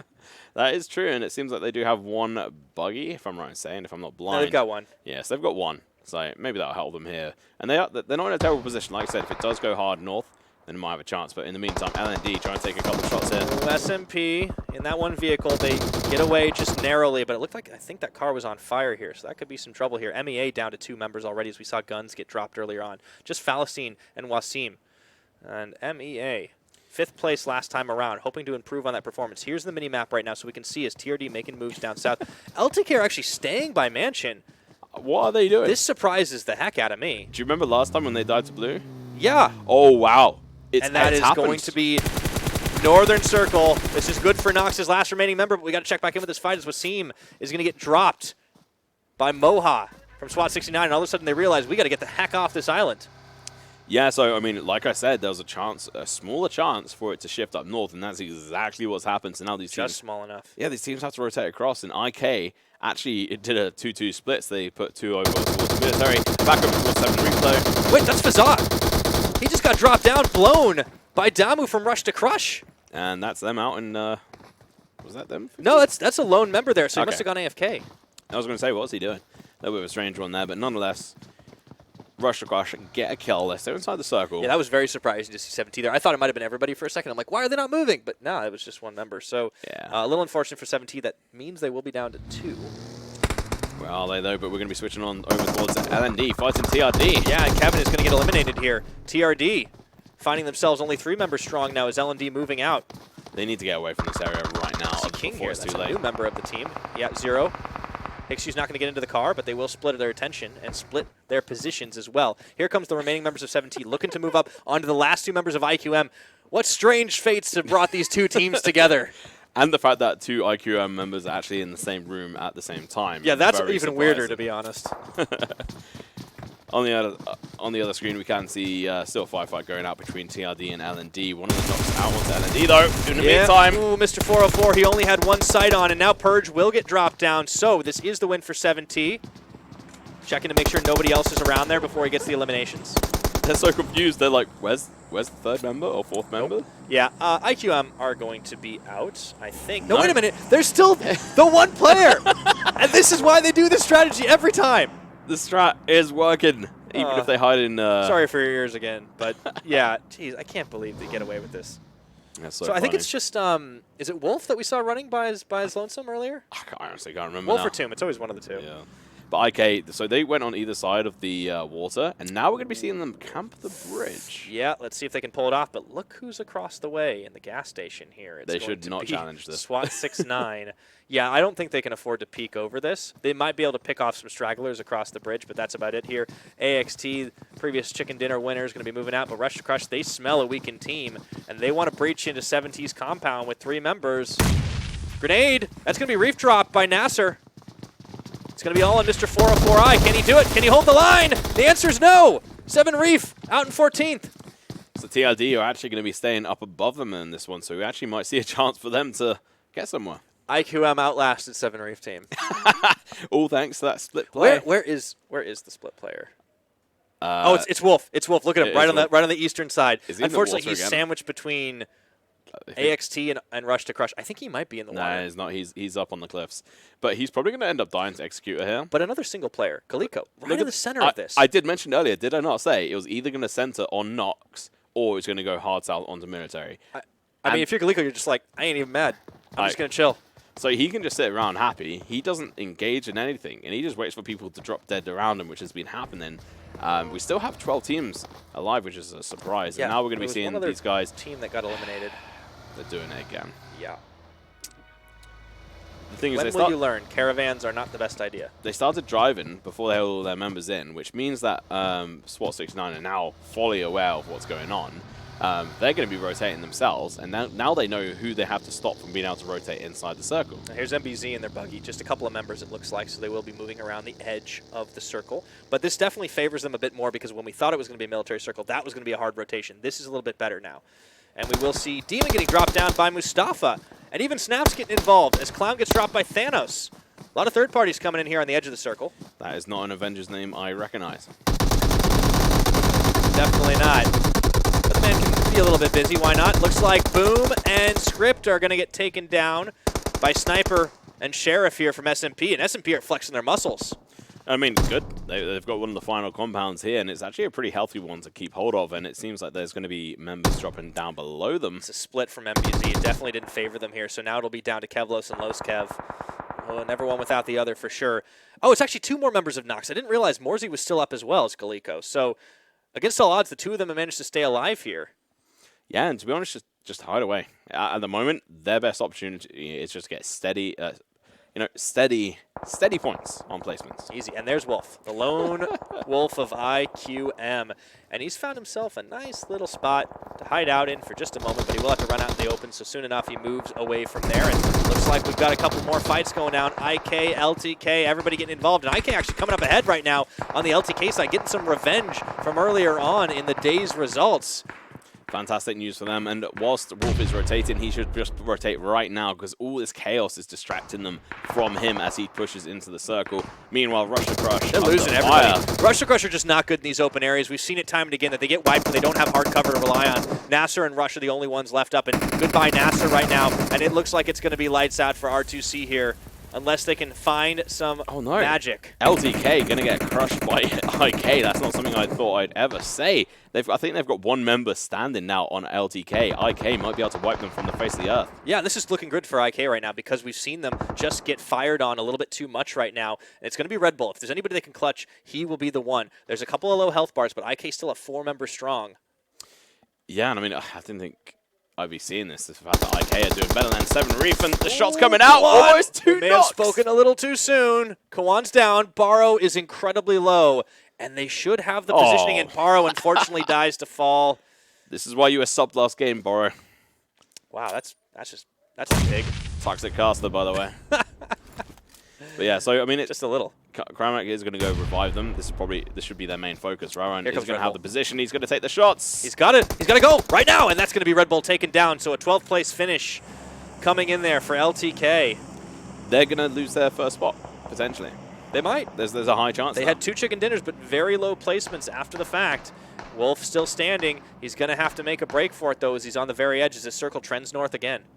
Yeah, I mean, at least he's made it to 11th. Maybe he might be able to make it up further, but unfortunately, because the Blue's right next to him, it's going to be difficult. Clown drop down again. AXT in a bit of a tight spot. Clown's on his knees, but they will try to finish him there. That's Captain at the forward position. A very good split here for SNT. Rodel getting dropped down as well. It's going to be on Demon. And I don't know if there'll be a repeat chicken dinner here for Executor. It doesn't look like it. No, they're going to be down as Clown is going to get finished as well. So they're a bit unfortunate here. Captain trying to rotate and pick up the speed with his team as they have to get inside the circle themselves. This is a great play for SNT right now. Uh-oh, Wolf, he's got to start making moves right now. You can't afford to go out so soon, buddy. He's trying to snake. You can't outsnake the Blue. No, at this point, the Blue will just kill you. As soon as that touches, he's dead. He's waiting for SMP to leave. To be honest, just run at this point. Yep, here he goes. Can he make it through, though? That's the question. He's losing a lot of health. I think he may have gone a little too long. Makes it into the zone just barely. He needs to get behind cover and heal up, though. There's actually one member who might be able to take him out from one of the other teams. Oh, he's just gunning it. He's gunning it. He's in the Jeep. Let's see if he can get away. TRD, they are coming. Demon finally drops. That's going to be an 11th place finish for AXT. A bit unfortunate for them, but unfortunate for all the other members. And look at that package picking them up. And oh no, Nox have been found, I think. Yeah, it's going to be Sniper getting dropped down. Nox have been found, but they might be able to outplay SMP here. Meanwhile, they go in for the breach. Thanos gets dropped. Seif is the last man standing for the SMP side, and Morzy and Galiko look to finish him off, but it's so close. Morzy the last one left, and it just ring around the house. Trying to bait each other out here. This is insanity. A lot of pre-fire. Oh, Morzy's so He's just dropped. He's opted out completely. Morzy's going to go hunting for him. He shouldn't, though. He's got so low HP. He just needs to heal up. I think SMP just got finished. SWAT 6-9 managed to do the job, so by a stroke of luck there, Nox managed to stay alive in this. Galiko still knocked. And Morzy, not sure if he has the time to res him. We're down to 8 teams right now, and we're going to be seeing the clash of the clans here. SNT versus SWAT 69. And now it's going to be SNT pushing over and trying to take on MBZ and also Nox. Yeah, I think SWAT 6-9 have looked okay, but SNT have looked that much better today. We'll see how it ends up. We had that legendary Miramar 1v1 where these two teams first flashed their rivalries. Who was more worthy of the 69 clan tag? Galiko dropped down. Morzy on his feet, though, at 69 SWAT, or SWAT 6-9, I should say, looking to close in. And they're going to be able to push in very easily here. I think this is a GG rip for Nox, but I think you're right. Mustafa coming through. Free fire, just enough, and that will be the end of Nox out in 8th place. To be honest, they lasted quite a long time, all things considered. Yeah, I'm very surprised they actually managed to make it into 8th place, but they did nonetheless. And now SNT picked up themselves a house, but unfortunately, it's not going to land there. They're going to have to shift up north, the northwestern side, and that's actually where TRD are. S&T have done a great job at actually getting these rotations there, but they've got to get through a couple of teams, including Wolf, including MBZ's last remaining member, Los Kev. How's Wolf alive? I have no idea. I mean, he just got in the car and somehow drove through a complete gauntlet of teams and didn't get killed. Somehow IQM, it's like they've got plot armor. They just don't die until the end. Yeah, I mean, they are just trying their best to split up and hope for the best, and so far it's working. MBZ could be the downfall of SNT here, though, if they're not careful. Yeah, they didn't even realize Los Kev was in that house, but he'll have to rotate around the side here. Wolf might be found out for a second, and here's that last remaining member of MBZ, but he's getting fired on by Captain. Leshin actually finding Wolf as well. Unfortunately, I think he eliminated him. Yeah, I mean, unfortunately for him, he wasn't able to do that. So that's going to be Wolf going out in 7th place for IQM. I mean, all things considered, again, like they split off so early. Somehow the strategy still places them into the top 10. We'll see how it all goes. Los Kev taking pot shots out the window, and all of a sudden, S&T realized something's up. Narcos didn't see him coming, and Los Kev gets the kill credit for his team. This is really good for Los Kev. I mean, he's definitely one of the better players. Moha dropped from SWAT 6-9. All of a sudden, they're not too healthy here as L&D are still in the picture, mixing it up. Rosa finding La Shin. Los Kev gets Narcos. That's S&T out. I can't believe it. They dropped in 6 after they were playing that way. But TRD and LND still in this at the moment. But LND have the compound. Game. The absolute best TRD game today, but they need to get through IK, LND. Not a lot of cover here for TRD. IK still alive right now. They got the position, and now TRD approaching that compound of LND. I can't believe Los Kev is still in this. That's insane. He's still hunting the remaining SWAT 6-9 members. It doesn't matter. The Clash of the Clans doesn't really make a whole lot of difference now. Here's the breach. Zero going in. Drop down. It's going to just be up to Hackshot right now. Can he do it? Zero eliminated by Drugs. 4 members strong for L&D. Here comes Faker finding Hackshot. And that's going to be it. They're not eliminated just yet. There still should be one more member. Faker drops down, looking for Hixu. Last member standing, the last hope for TRD. He sprays, he prays, but not hard enough. And that's going to be TRD out in 4th, or 5th, I should say. IK going to be able to stay above them, but for how long? Groza from SWAT 69 knocking down one of them. Now Rawan trying to take some shots, but in return, he's going to get knocked by Z8 There's RT. Barrow. Yeah, Groza looking good on the flank, but IK, the fact that they're still in this at all is impressive. They just need to split off, try to play for positioning. Package there again for them. This will be the 3rd one, I think, on their team. Maybe 2nd, actually. Here comes Groza and CBRT. Oh, look at MBZ. Look at Los Kev. He's still just waiting and baiting. They don't see him. He's playing just at the end, but I think this is going to be L&D's round to lose right now. They still have 3 members, and one of them is Faker. Yeah, they've still got the compound right now, but they're going to have to push outside that. So that's dangerous, but IK. Kramek has already dropped down here. L&D seem to have their number today. Not a lot of healthy health bars. Hey, Nade is out. Bada. And wait for it. Swing. Unfortunately, it's a miss. So Krawan and Kramek managed to find that cover, and they have one split member across the way, but we're watching Los Kev as well. Somehow, still alive in this. Pops himself an energy drink at full health. 4 teams remaining. If he can just wait until IK get knocked out, that'd be fantastic for him. And he's even opening fire right now. Back behind the tree he goes. They may have given away his positioning a little bit early, and he gets dropped down by ZBRT, down to 3 teams. But this actually puts SWAT 69 on a massive decline of situation. IK potentially going to go out, and we could see SWAT 69 getting the 2nd position here, or 1st. Yeah, well, LND still have all 4 up. I might have spoken a little too soon. Needle getting dropped down. Kawan just opens up fire, and he manages to find a couple of downs. Unfortunately, King turns around and gets Kramek as well. Here's Faker, priming another one. Needle. Kawan just can't thread it. Looking for it. He's the last man standing for IK. Drop down to 2. Really good positioning from LND. Them finally coming out here, doing really good plays. I mean, Faker's definitely been one of their top players for me, and now it's going to be down to SWAT 69. It's definitely 2v4. One of the best performing teams consistently so far this turn. Yeah, I think L&D have absolutely got this. They had the last compound. Circle certainly favored their positioning, but they got in position faster. However, the question is, can Groza clutch it out beyond all shadow of a doubt? You still got ZBRT as well. Drugs does get knocked. Good use of the soft cover.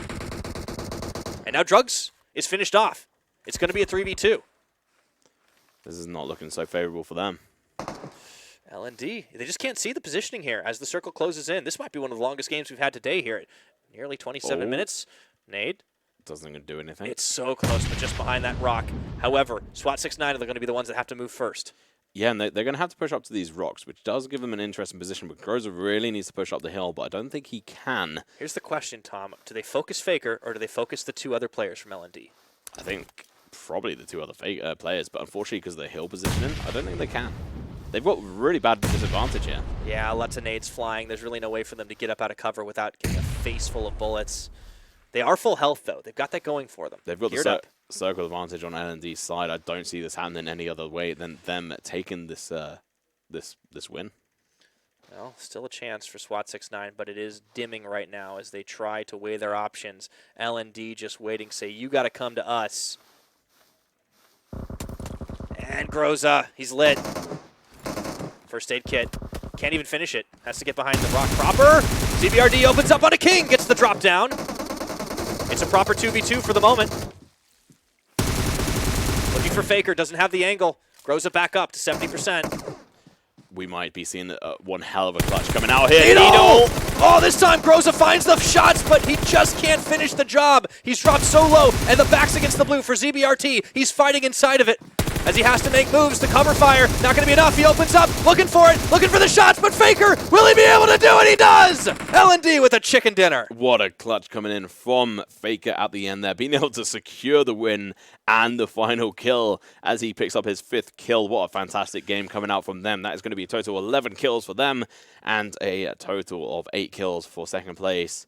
SWAT 69. Then for AIK, they managed to pick up 5 kills and 3rd place. That's got to be a best performance. That is by far. But man, Tom, SWAT 69 gave L&D absolute hell at the end of that. It was a 2v4, and they managed to nearly turn the tides. But this is why we call Faker the clutch player of L&D. The man simply does not fail. There's a reason why he's called Faker. He took inspiration, I'd imagine, from Faker himself. I cast a game where there's a pretty good player named Faker, actually, and I think that's a worthy homage here in the L&D side. Yeah, I mean, it's not just like 1 or 2 games that we see Faker playing really well in this. We've actually seen it multiple times. So you have to give him props to the fact that he's doing it consistently, where he's helping his team out like this. And you know what? This has been an interesting game. We actually see TRD go over towards Jazz. We saw 7T, or 7 Reef, they actually went down to Pachinki, dominated UN in the end. And got 14th place. I mean, that's the thing, 7T, and this time it was TRD's chances to, turn the tables a little bit more. This was their best performance, but it was still a 5th place. So TRD, are they back? We have to see next time, because that is going to be it for the games today. Let's take a look at the highlights as they went down in this final Erangel match. It all started with IQM and a weekend squad going up against UN, and then 7T come in. They get the fight. They get the win. This was a good play by 7T, as you mentioned, but it didn't last long. Yeah, so we do obviously see one of the first members there dying for 7 Reef, but then the push came in. Fazar gets knocked. Doesn't get finished, though. Very lucky for him as his teammates rush in, guns are blazing, save him. But unfortunately for Wazir, he was not saved by his teammates. Fazar eventually going to get taken out by his car blowing up on him. Yeah, that one's a little bit unfortunate. And then this is where LND faced off against TRD. And honestly, TRD had the pretty good sense to not stick around for too long. Otherwise, things would have gone pretty south for them. 7T push in onto the IQM members. They end up winning the fight here, but at grievous cost. At this point, they're pretty much just down to 2. And then Rush to Crush do what Rush to Crush do best. They realize there's a disadvantage in numbers, and they just move in. And I feel like it's a little bit rough that Rush to Crush were there for 7T, but you've got to be prepared for that instance. You've got to be ready to jump out the window. LTK get dropped down by IK, and this is the best IK we've seen so far. Yeah, they actually get multiple kills, which was a big surprise for me. But you know what? Kev lost probably the best performance. Maybe actually my MVP of the whole game. Oh, really? Because he actually did really well. He turned the tide for sure. Yeah, he managed to sneak into a building whilst 2 teams were fighting. And then he managed to backstab, I think, actually 3 different teams. Here was Faker on the perspective when there were still 5 teams remaining. He found the TRD members and managed to finish the job. This guy is just so incredible on the shots, lighting them up time and time again. And he's definitely going to be lighting up a lot more scoreboards before we're through. Yeah, and he did do a lot of knocks there, but this is what I'm talking about. Lost Kev, knocks down 1, goes in for the second one, doesn't quite get it, but then onto Karan, also being able to knock down Needle, and this was actually the 4th player. He managed to get the kill on for LND, if I'm right in saying. Yeah, and it's nice to see a solo player from MBZ stepping up in the clutch, because we've seen a lot of patterns emerge from the MBZ side where they come in, they do pretty well rotating, and then usually get wiped, but this was more of the IQM strats where everybody goes out except one, and then that one player manages to sneak around the map and just pick off kill after kill after kill. Yeah, I think in 4th place ain't too bad. Yeah, and I'm not too surprised that who it was. Like, Kevlos has actually done very well in previous games. Was it Kevlos or Los Kev? So similar now. I'm fairly certain it's Kevlos, but I think you're right. I just wanted to throw a spanner in the works there. Could be wrong due to them some reason having similar names. And they always stick together in groups of 2. Yeah, but you know what? I'm intrigued to see how they do later on because that was a good performance. But have to give it to the last couple of teams there, especially SWAT 69 coming through, and I think they might actually take first place. Yeah, you know, the consistent performance across the way has definitely favored them a lot. I'm really excited to see where they end up placing. However, L&D getting that chicken dinner was really good. It kind of, I think it was a long time in coming, to be honest, because L&D had a couple of unfortunate early fights, but we've seen they've been able to tangle with some of the strongest teams in the tournament, and they've had TRD's number all of today long. We saw Faker earlier in the day really step up and take them down earlier on. He did the same thing here, but we are going to compare L&D to IK. Both of these teams having insane performances here on Erangel, 11 kills to 5. And iKurdTeam actually have the heavier damage. That's the first time I think I've seen them hit above 1K. So that's really impressive from their side. So they actually get 24 points as well, which is, I think, the most they've got in a single game. 5 kills as well. Really good for them. But let's have a look at the direct-to-direct. I think this is a bit of an unfair one, but it's the damage, not fair for Rowan. The damage actually is almost very similar. Aaron actually only, I think, 60 points behind that of Faker. So that's actually fairly decent, but kills-wise, Faker's got over double. He gets the executions. That's what Faker does for sure. Now we'll take a look at Drugs versus Kawan. This one's a lot more even, although Kawan does have a lot more of the damage, and this is what we're talking about with those damage numbers for IK. Distance covered, of course. Drugs didn't travel nearly as far. IK were moving all across the map today. Yeah, that damage is interesting. But yeah, like you said, they've been rotating quite well, and that's one of the things we said that they needed to improve on, and they didn't actually die rotation, so that's a surprise. I don't think Riot loaded in on this one, so we'll take just a look at Kramek's numbers, and he kind of died a little bit early. Here we go. This was more about Needle and Borrow. Borrow actually had a pretty rough round for himself. He still pumped out a decent bit of damage, but couldn't find any kills. Needle on the opposite side, he managed to get just the one, and I think it was in one of those final fights, and 110 damage, so just enough to actually get that full kill. Yeah, so pretty good showing from both teams. L&D obviously being able to take the win, and you sort of mentioned you mentioned TRD earlier being sort of one of the guys that they've been opposing, and that's definitely the case because they actually wiped them out on Sanhok, if I remember correctly, as well in that fight. So it was really, a good breach. Yeah, really impressive. It seems like we found TRD's kryptonite, and it is L&D. Of course, TRD have had their own kryptonite today as well. Yeah, definitely, quite a few of them. But also, LTK were wiped by IK. I just want to bring that up. The top team versus one of the bottom teams, LT. Anything can happen. We have a lot more PUBG Mobile to play, but of course, if you want to catch up on the standings and, of course, look at all the players and the rosters for each of the squads here at the ME region, as well as all the regions across the tournament, you can go to our website at clubopen.pubgmobile.com for all that information and more. Yeah, I mean, make sure to go check it out. I mean, it's a really good source of information. We use it ourselves all the time. Keep up on everything. Yeah, I mean, we got news as well. Yeah, I mean, there's actually quite a few interesting ones on there. There's been a highlight of the Middle Eastern region as well. After week 2, we had a really good result. Speaking of highlights, it's also another place you guys can go if you want to catch all the highlights from all of our matches. You can go to our YouTube channel. It is youtube.com/PUBGMOBILE Esports, and don't forget to smash that subscription button and ding dong that notification bell. Music to my ears as well to make sure you don't miss a single minute of the PUBG Mobile action, whether you're watching the ME region or any of the other ones that are broadcasting around the world. I cannot wait to see what that top 16 global finals are, fighting for the $2.5 million prize pool. But that is all for us today. The first day of the semifinals has concluded, so thank you for joining us on behalf of the broadcast team, myself, Tom, Freeman Pickering, and all of our broadcast partners. Thank you so much for watching. We'll see you tomorrow, 8 p.m. Central European Summer Time. Be there or be square.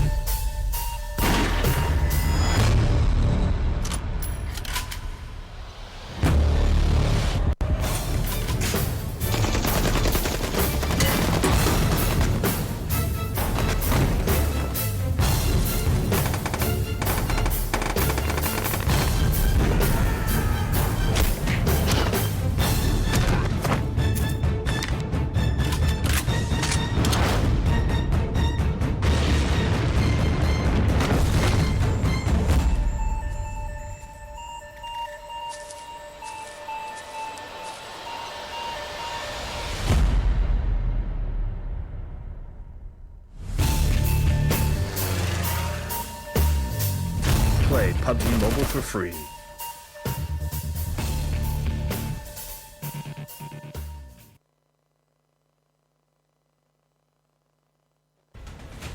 Zombie, Darkest Night, the newest mode in the zombie universe, is here. This time, the rules are different. No more parachuting, as players will be placed at random locations on the map when the match begins, and there is no single winner. Players must work with their teammates to spend one long night in the match and stay alive until the sun comes up. Waves and waves of zombies will spawn during each of the 3 foggy periods at night, and supplies should only be scavenged when the fog fades.